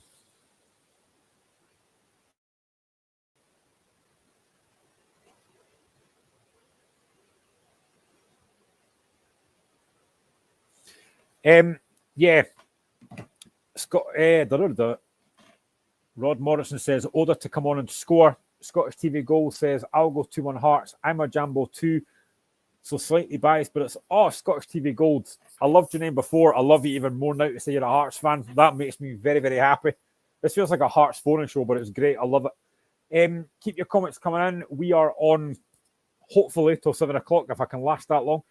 But yeah, any comments you've got about any of the games this weekend or any of the games that have happened on Wednesday night, let me know. Any questions you want to ask me, I'll try my best to answer them, but keep them clear. It's a family show. So yeah, I just want to touch very quickly on the Australian Open. Andy Murray, 35-year-old Andy Murray, came through a 5-set tie in the Australian Open against, I hope I get this name right, Thomas Kokkinakis. I hope I've got that right because that sounds very dodgy. He won in 5 sets. The game started at 10:20 p.m. and did not finish until 4 o'clock in the morning. Phenomenal effort from Andy Murray. He's actually talked about the fact that it's ridiculous that game lasted that long. But he's been superhuman to come through that tie. He was 2 sets down. He eventually won the game. It was 4-6, 6-7, 7-6, 6-3, 7-5. And he will now play the Spanish 24 seed Roberto Bautista Gut in the third round. But yeah, just a phenomenal achievement for Andy Murray to win that tie. I think Kokkinakis 159th in the world. But to be fair to me, put on a really good show, a really, really good tie. And you've just got to say fair play to Andy Murray. I think I said weeks ago, maybe even longer than that when Andy Murray eventually retires, it'll be difficult for him. I think when you're a sportsman in particular, on your own as a sportsman, it must be difficult to kind of think, do you know what? Maybe I'm done now. I maybe can't do this any longer. But Murray just keeps on going. And a fantastic achievement to come through 5 sets like that, to play that long, I think is brilliant. So well done, Andy Murray. Really, really good achievement. And any tennis fans on, I'm sure, will watch is it the third round he's in now? Yeah, the third round. So I hope he wins that game, but to come through that tie, absolutely phenomenal. So well done, Andy Murray. The next thing I want to touch on, I will go back to the football very shortly. I'll just try to get through as much as I can. The Scotland Six Nations squad has been announced. So let me just have a wee look here. So there are 4 uncapped players in the squad. Bath rugby wing Rory McConaughey, Glasgow Warriors centre Stafford McDowell, and standoff Ben Healy are all in the squad. The Scotland squad for the Six Nations, the forwards are Ewan Ashman, Josh Bayliss, Simon Bergen, James Batty, Fraser Brown, Dave Cherry, Andy Christie, Luke Crosby, Jack Dempsey, Matt Fagerson, Xander Fagerson, Grant Gilchrist, Johnny Gray, Richie Gray, Cameron Henderson, W.P. Nell, Jamie Ritchie, Pierre Schumann, Javan Sebastian, Sam Skinner, Rory Sutherland, George Turner, and Hamish Watson. The backs are Chris Harris, Ben Healy, Stuart Hogg, George Horn, Hugh Jones, Blair Kinghorn, Sean Maitland, Rory McConaughey, Stafford McDowell, Ali Price, Cameron Redpath, Finn Russell, Ollie Smith, Kyle Steen, Sean Chupelotu, hope I've got that right, Duhan van der Meer, and Ben White. So the games, I'll just run them through. England against Scotland on the 4th of February at Twickenham. That starts at 4:45. Scotland against Wales on Saturday, the 11th of February with 4:45. France against Scotland is on the 26th of February at 3 o'clock at the Stade de France. Scotland then play Ireland on the 12th of March at 3 o'clock at Murrayfield. And the final game is Scotland against Italy, and that's on the 19th of March with a 12:30 start. So yeah, massive game for Scotland. And of course, anytime you're playing, whether it's the Six Nations, whether it's football, whether it's tiddlywinks, whether it's chess, you want to beat England. Let's not lie, you want to beat England. So that first game at Twickenham on the 4th of February is going to be a huge, huge game for Scotland. Do you know what? I actually feel quite good about Scotland. I think we've got a good chance this season. I think they've got a lot of good players there. I think there's absolutely no doubt that Finn Russell is going to be huge. I don't know what anyone in the chat thinks if you think Scotland have got a chance here. But I think Scotland are a good place just now. And, you've basically got 3 games at Murrayfield against Wales, Ireland and Italy. You've got a great chance there. The Scotland crowd will be right behind them. And I think we've got a good chance to maybe do something special this year. Obviously, we have beaten England at Twickenham before. Every chance we could do it again. I don't think England, and maybe I might be wrong here, I don't think England are particularly great. I think Scotland have got a lot to look forward to. I thought the Autumn Internationals, they did okay. They competed really well. So I think Scotland are a good place. So I think we've got a very good chance. As I say, we've got a few uncapped players in there, but I just think these games, especially at Murrayfield, they'll probably be sold out, I think. And I hope the Scotland fans get behind the rugby team. They're a very, very good side. I might try and get to, see what I can get to here, potentially the Ireland game on the 12th of March. Now, I don't know if I've told the story before. Maybe I have, I don't know, but I'll tell it again anyway. I don't mind rugby, but I've never been massively into it. But I went to a Scotland against Wales rugby game with my friend Matthew, who used to do this show. We went to Murrayfield, and it was one of the best days I've had for a long time. We sat with a lot of Wales fans, and it was just a great atmosphere. You couldn't get that at football. You couldn't have Celtic Rangers fans sitting together. You'd get your head kicked in, let's be honest.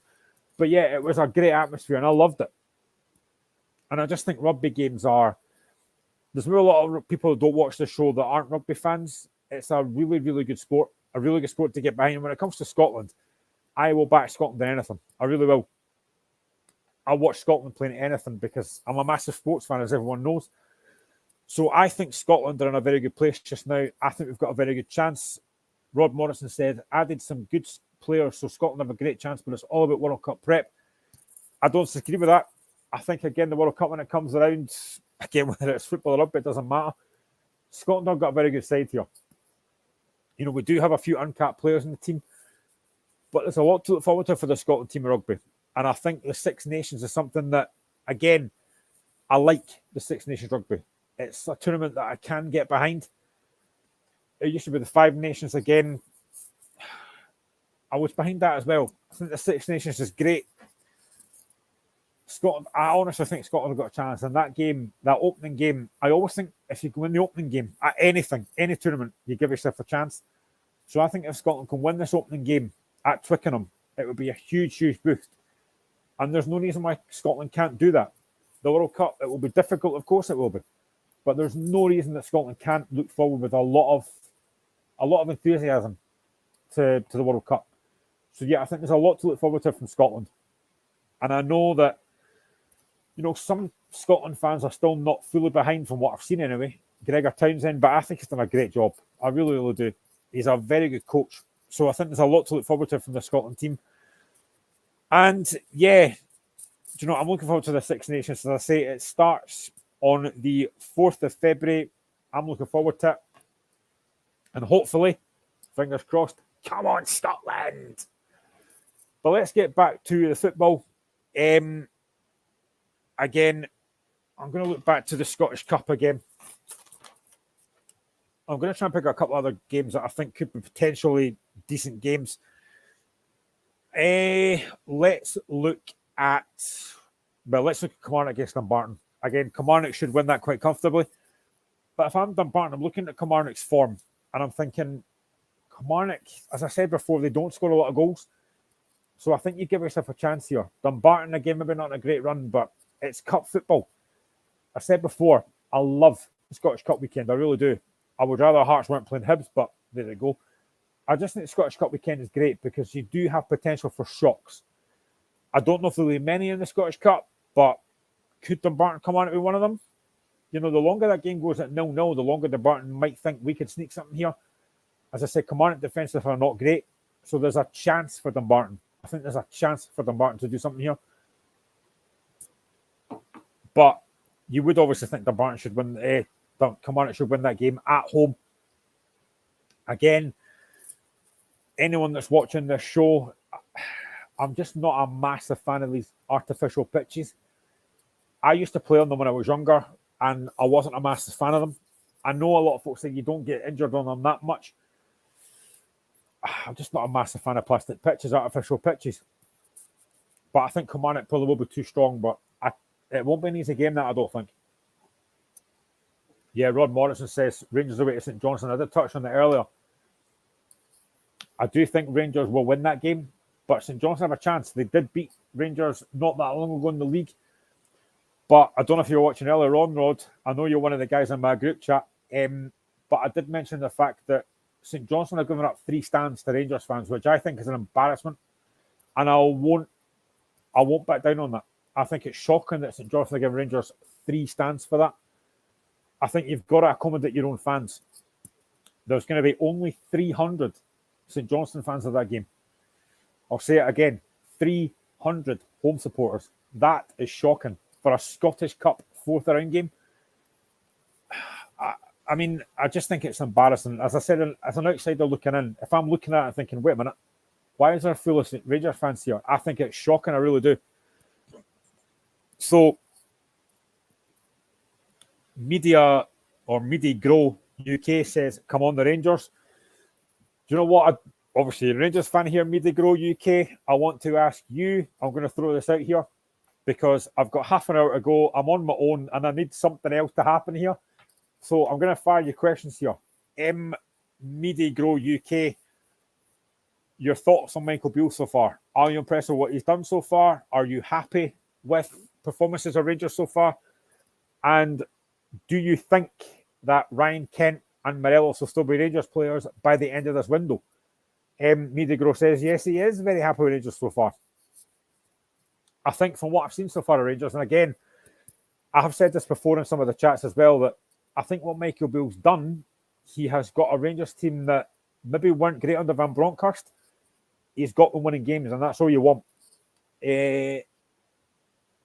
Rod Morrison says, not for the first team either. Killen did the same thing. Yeah, I completely agree with that. Media Grow says, very happy with Beale. Yeah, I mean, I think from what I've watched so far, I do kind of think that a lot of these Rangers players that didn't perform for Van Bronckhorst are performing better now. Now, does that say more about Van Bronckhorst than it does about the Rangers players? I don't know. I'm not a Rangers fan. But I do think that a lot of the Rangers players need to take a look in the mirror and say, could I have done more under Van Bronckhorst? But they are performing better now. I said before, I'm a massive fan of Ryan Kent. I think Kent is a very good footballer, but I think he's been underperforming recently. He's looked a lot better recently. I think he's been given a bit more of a fair role, which I think he needs. It was a good finish against Kilmarnock, really good goal as well. So I think Rangers are going the right direction under Michael Beale. But as I said before, I'm sorry to disappoint you, Media Grow here, but I do think the title is done. I think Celtic do look a little bit too strong. If Rangers go win the Scottish Cup, that would be a good thing for Michael Beale. Media Grow again says, I would say it was the players under Van Bronckhorst. Yeah, and again, if I'm a Rangers fan, I'm a Hearts fan. Everyone that watches the show knows that. But if I'm a Rangers fan, I'd be disappointed because this is a Rangers team that got to a Scottish Cup final, beat Hearts. We were very poor, but fair play to Rangers. They deserved to win the game. And these Rangers players got Rangers to a European final, and they performed very well in that final. Disappointing to lose in the end. But I think these Rangers players need to look in the mirror and say, could I have done more under Van Bronckhorst? Why am I playing better now under Michael Beale? And again, there was a lot of talk when Michael Beale took the job. You know, could he perform as his own man? He wasn't at Queen's Park Rangers that long, and he's done a good job. I'm not going to lie, he's done a good job. But I think there are frailties in this Rangers team. I think they can be got at defensively. I think they look decent going forward now. Media Grow says, I'm sure it's not over yet, mate. It's going to be a huge day, and I'm sure we can win it. I was here last year when we beat you guys. I was there as well. I'm not going to lie. I didn't hold out much hope because Robbie's record against Celtic and Rangers has not been great. So I didn't really expect much. I thought the first couple of minutes were okay. You know, Ellis Simmons misses that chance at the back post, but after that, we didn't do anything against Rangers. And it's something that I think you can be critical of Robbie about. Any Hearts fans that are watching this, you can let me know what you think. I think Robbie's record against Celtic and Rangers is very poor. It's something that needs to change this season. We do have Rangers on the 1st of February at Tynecastle. I think at home we've got a chance. But yeah, that cup final was not great. I thought Hearts were disappointing that day. Rangers were the far better side. You know, I can't deny that they were the far better side. I think Ryan Jack's goal, you know, that took the sails out of Hearts, and obviously Scott Wright gets that goal in the end, but Rangers deserve to win the game. They were the far better side. And I think this Rangers side, I think they will probably, I don't know if Media Grow still watching this, I hope you are. Again, it's great to see somebody else watching the show and commenting. I don't know if Media Grow thinks that Rangers need to sign a couple more players in January and what positions you think you might look to strengthen in. And again, as a Hearts fan, Media Grow, Rangers need to gel. Some players shouldn't be playing and others don't get a chance. Yeah, don't disagree with that. But again, what is your thoughts, Media Grow, on John Souttar? Because when he left to join Rangers, I was disappointed. He's a very good footballer, but again, like Hearts, Rangers can't get him fit. So do you see him featuring for Rangers? Maybe not this season, maybe more next season. I don't know what your thoughts on that are. But in terms of the league title, Media Grow, I know you think the title's not over yet. Again, I just think that Celtic are too strong. I just think they've got enough quality. And I go back to this. If you look at the game a few weeks ago, and at Ibrox. Rangers are bringing on James Sands and Scott Wright. Celtic are bringing on guys like Jota and Jota and Abada. I think Celtic's quality, they do have a little bit more. I like your enthusiasm. I think the title's not over yet, and maybe it's not. But I do just think that this Celtic team look too strong. There will be probably, 2 more Celtic Rangers games to come. I think Rangers need to win both of those games, and I think Rangers need to win every game from now to the end of the season. But I don't see where Celtic are dropping points, if I'm being genuinely honest here. I don't see where they're dropping points. Media grew up on point about John Souttar. I'm not really sure about him. He may make the cut. It's all up to his health. Yeah, that's the one thing. We found that at Hearts. He can't get fit. But I just think in terms of the title, I think the title is over. I do like your enthusiasm, Media Grow. I like the fact you think it's not over. That's great. But in terms of the Scottish Cup this weekend, I want to go back, Dean, because for me, this is a potential banana skin. I said it earlier on. Darvel or West of Scotland League. I know a lot of folk maybe don't know about it, but it's a decent league. It's a tough league. Darvel have scored 42 goals this season in 13 games. They conceded 18. They're very strong at home. Recreation Park holds 2,200. That'll be sold out. It's on TV. Aberdeen's away form is very poor. They've only won 2 away games this season. So I think if you're Jim Goodwin, you go into this with trepidation. Again, I watch a lot of, because I'm really dull and boring. I'm a married man that doesn't do a lot. Sorry if my wife's watching this. But I genuinely think that if you're an Aberdeen fan, you look at this game and think, we could easily lose this game. Aberdeen's away form is very poor. You come off the back of a embarrassing 5-0 defeat to Hearts. So I think, let's see again some of the comments coming in here. Everyone thinks it's over 90 minutes. Well, proof. Yeah, again, I don't disagree with that. Rod Morrison, totally agree. We were put in the cup final, but Giannellis in the middle, and the additions we have made, if we are courageous, we could win the cup this year. Yeah, I kind of touched on that with Barry Anderson. Anyone that wasn't watching, I had Barry on the show earlier on, and I did talk about the fact that Giannelli through the middle has been a really good thing. Lawrence Rankin's dropping a bit deeper now. Giannelli through the middle with his pace. Again, I said before that about a month or so ago, I would have driven Giannelli in the road. I think Giannelli's been outstanding recently playing in that further forward role and kind of dropping Shankin a bit deeper. So yeah, I'm a really big fan of Giannelli. I think he's done really well. If we beat Hibs, knowing our luck, we'll probably get Celtic or Rangers in the next round. That's just to be the balls work, apparently. There's no hot and cold balls. Really? Don't agree with that. But yeah, I just think Media Grow says who's the winner of the Scottish Cup or of Darvel Aberdeen. I think in terms of Darvel Aberdeen, do you know what? I think Aberdeen will win it, but it will be difficult.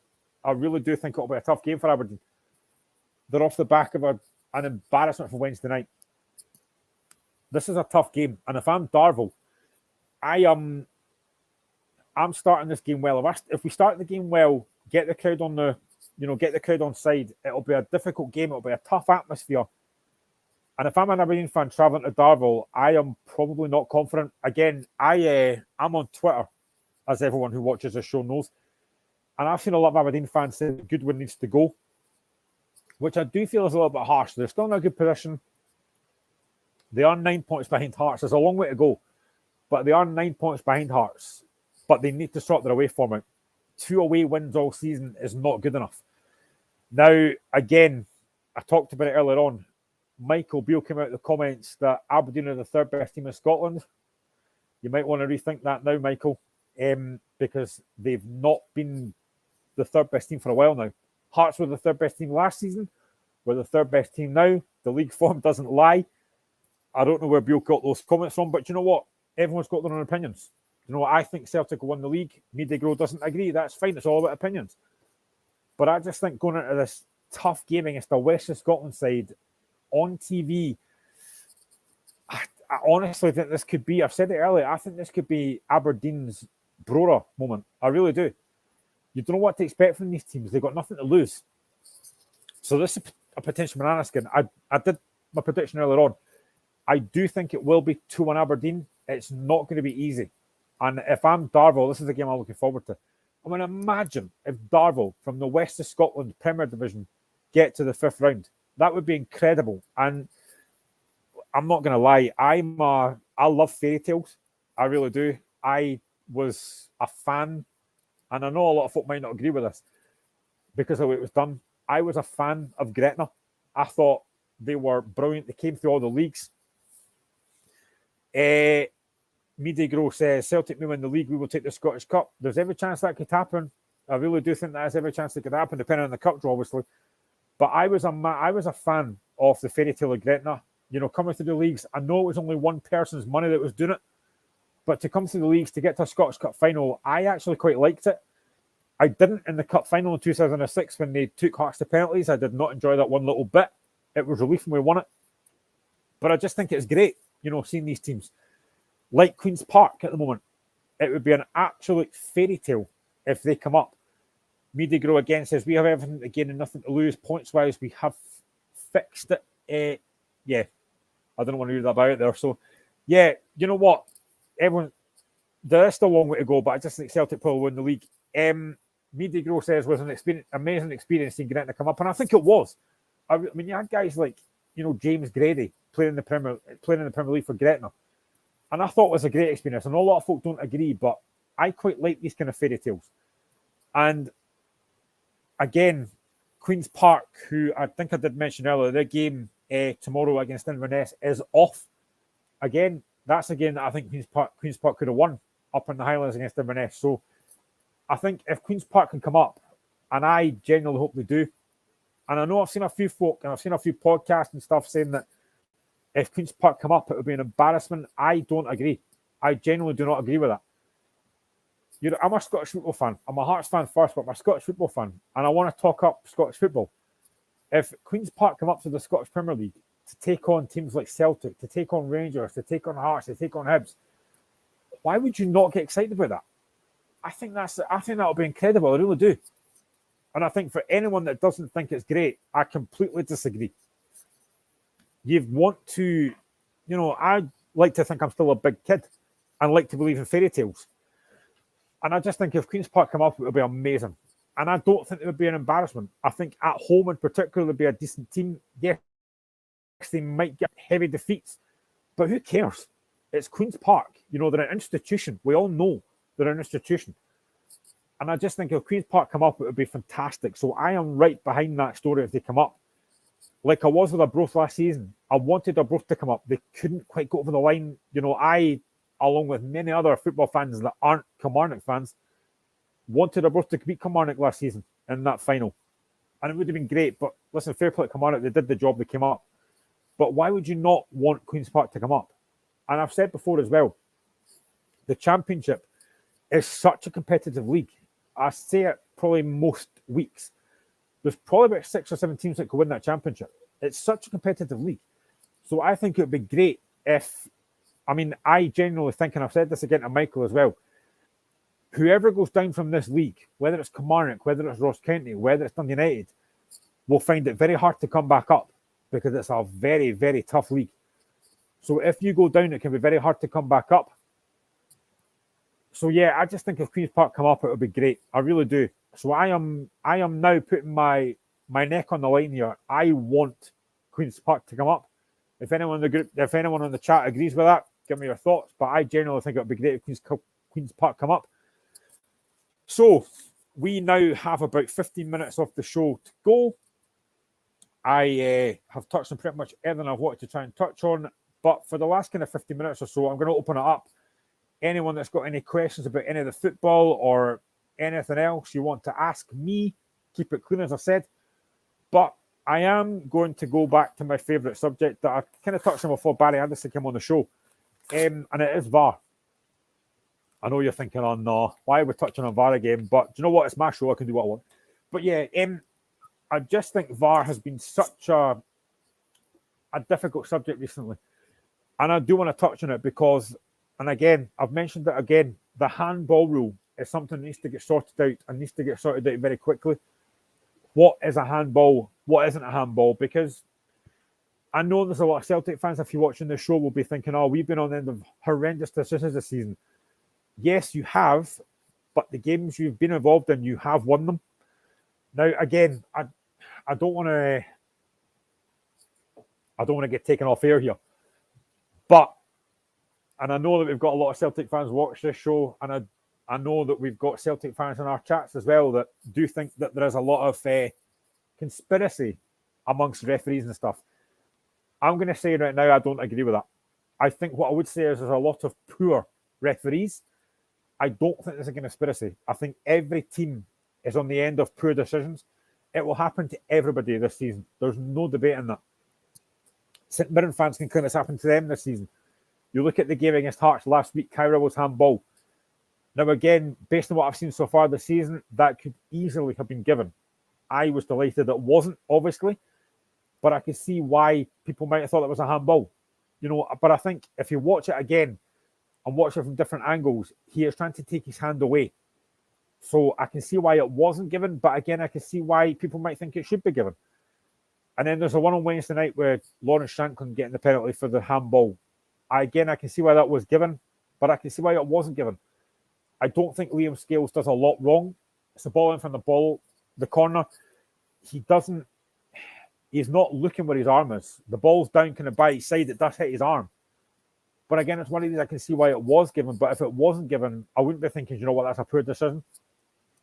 So I think if anything needs to get sorted out in the next few weeks, it's the handball rule, because nobody knows what it is. I think you have to go back, and I heard the referee as well, and a few other folk talking about, you know what, let's go back to the old-fashioned days of deliberate handball and not deliberate handball. Anyone that's watching this chat, let me know what you think about the handball rule. Does it something that needs to get changed? Is it subjective? Now, again, there's been a lot of poor decisions this season.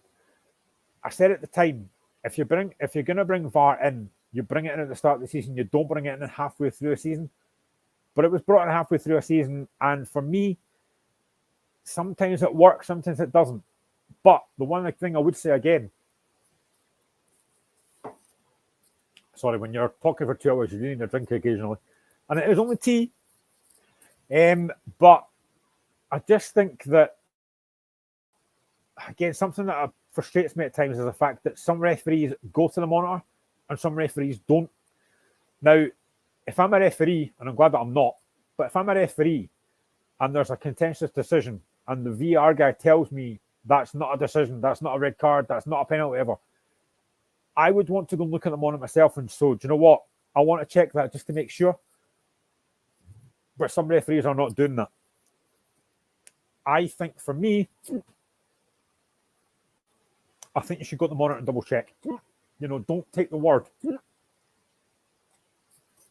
Hiccups again, sorry. Don't take the word of the guy that's in that referee room. I want to go and double check to make sure that I've got that right. Because if I've not got it right, I want to make sure that I have got it right. So I think referees need to go and use that monitor. Scottish TV Gold comes back in. Halfway through our season did seem a bit odd to bring in such a major new technology. Do you know the one thing that annoys me as well, Scottish TV Gold, is the fact that you've got the chief executive himself, Ian Maxwell, saying before it came in that VAR will be horrendous for the first few months. I mean, seriously, you might be right, but why say it? You're the chief executive. Why come out and say that? Because then it just puts folk thinking, oh, this is going to be awful. And it has been. But then again, a few weeks ago, we were on the show again, and I said that Ian Maxwell came out on the Friday before we did the show on the Friday. Ian Maxwell came out and said he thinks that VAR is working. Well, it's not. And I'll give you a prime example of this, right? Scottish TV Gold says, doing a good job, Graham, having to hold the fort this long. Thank you very much, mate. That's very much appreciated. I'm, like I say, I'm married. I don't get to talk for 2 hours, so this is quite a thing for me. Again, I hope my wife's not watching this. I'll get killed. But the one thing I would say is, if you look at one of the decisions early in the season, and I think it was St Mirren United. Now, Tony Watt gets sent off. At the time I was watching it and thought, that's not a red card for me. There was no malice in the challenge. For me, it didn't look like a red card, but he got sent off. Now, the referee sent him off. I think he checked the VAR monitor and sent him off. A few days later, that got overturned.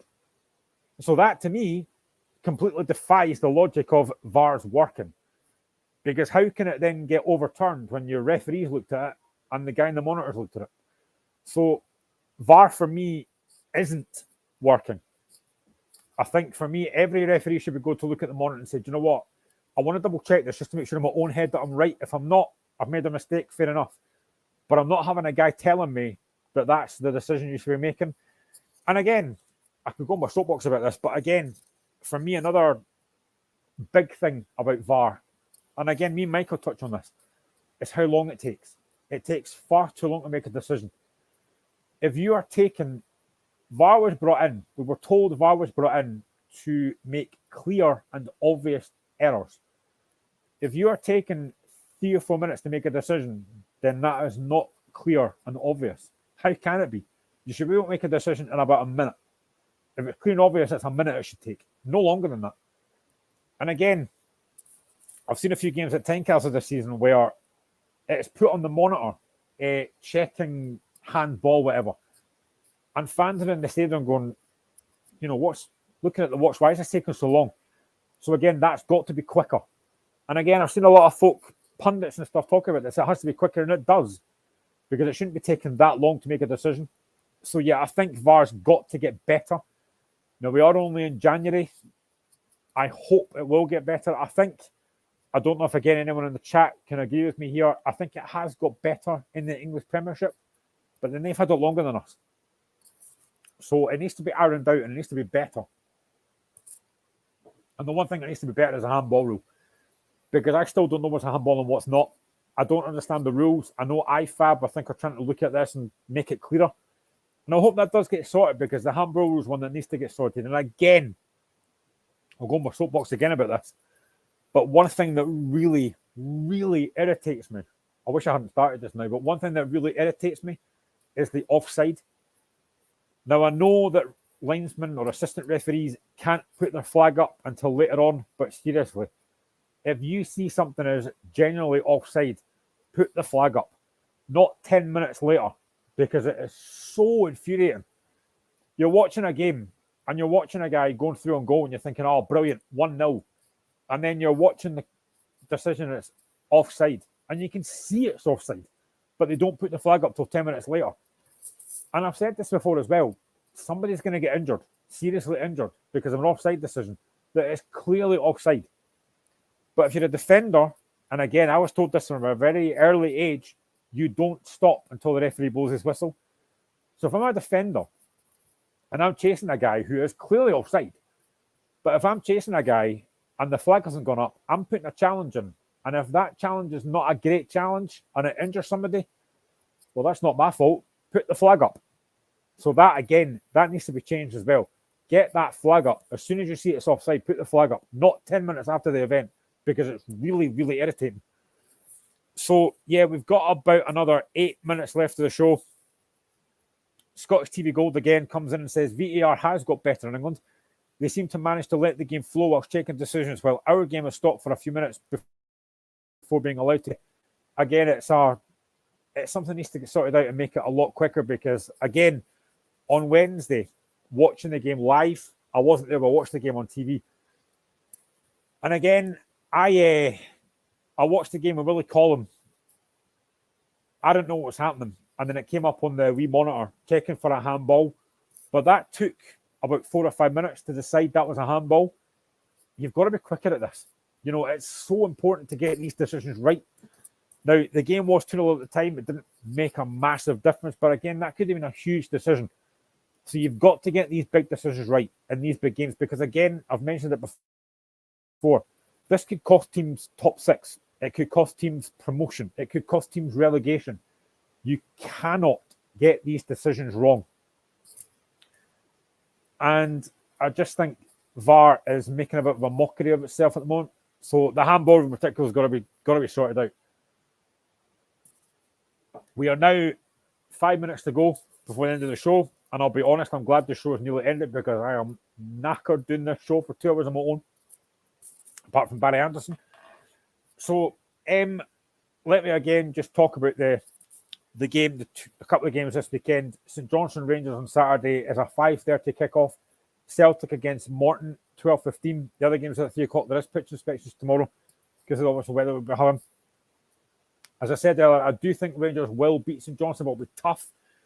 I think Rangers are looking a lot better now. I think they're looking a decent place. I do, as I said earlier, I think they will strengthen in January with a couple more signings. We've got about maybe just under 2 weeks left of the window. And I will say it again, we are on live for anyone that wasn't watching their show earlier. We will be on live on the 31st of January doing a special transfer window live deadline day show. We are on from 10 till 12. I will have to look at my yellow tie and pretend to be a Jim White impersonator, which I am clearly not. But I'm looking forward to that because there's a lot of shows now that don't do. There used to be like a live show on one of the BBC channels, but we are going to do it. And it's something I've had in my head for a while to do a live transfer window show. So we will be on live on Tuesday, the 31st of January from 10 till 12 doing a live show. We will have a couple of special guests. I'm not going to name them just now until the actual show, but we'll have a couple of special guests on. And I'm looking forward to that. Will be great. We'll be on from 10 till 12. So any transfers that happen, we're on air, we will talk about them. Any transfers that have happened during the day, we will talk about those as well. If anybody wants to give us any kind of transfer exclusives while we're on the show, you're more than welcome to join us. Again, we've got about 4 minutes left, so I just want to say again, I know that some people don't watch the show and a lot of people might have turned off because I'm on my own here. I do want to say that thank you to everybody that tunes in for this show every Friday at 5 o'clock till 7 and every Sunday from 3 till 5, and that joins all our special shows as well.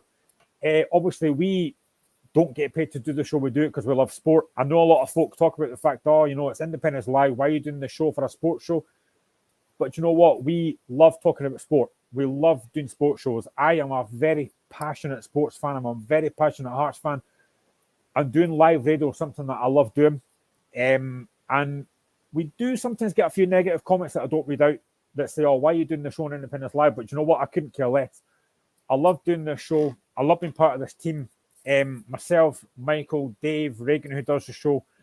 It's a great show to do. And I hope that everyone that does watch the show does enjoy it because we give up a lot of time to do this show and it's a great show to do.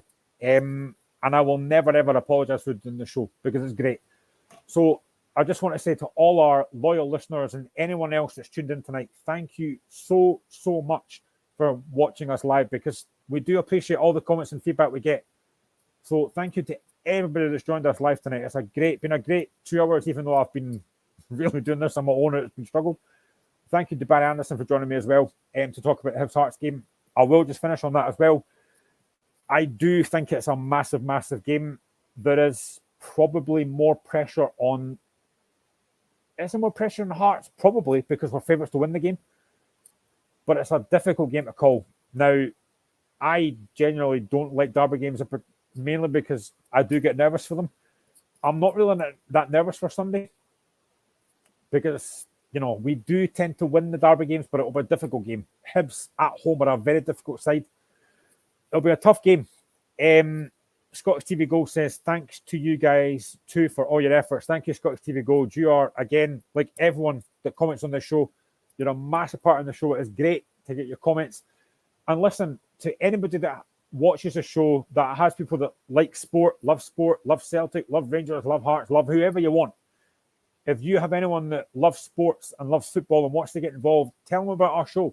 Get them involved. Tell them every Friday, 5 till 7, we are on here. We love all your comments. Every Friday, 3 till 5, although not this Friday, or not this Sunday, we are going to be on from 9 till 10 rather than 3 till 5, covering the Hibs Hearts game. I don't know what mood I'll be in. I might be jolly. I might not be. Depends on the game. But yeah, again, thank you to everybody that comments on the show. Thank you to everybody that watches your... it does not go unappreciated, certainly by myself, by Michael, by James, by Reagan, by Dave. Anyone that watches the show, thank you to all your comments. Thank you, everybody, for joining us. I will again point out that we are on Sunday. We're on from 9 o'clock till 10. We will be covering the Hibs Hearts game on Sunday. I hope I am celebrating. Come on, the Jambos! To any game that you're going to this weekend, I hope you enjoy Scottish Cup fourth round weekend. I hope you have a great weekend. Thank you to Barry again for joining me. Thank you to everybody for your comments, and we shall see you again on Sunday, 9 till 10. And thank you very much. Bye-bye.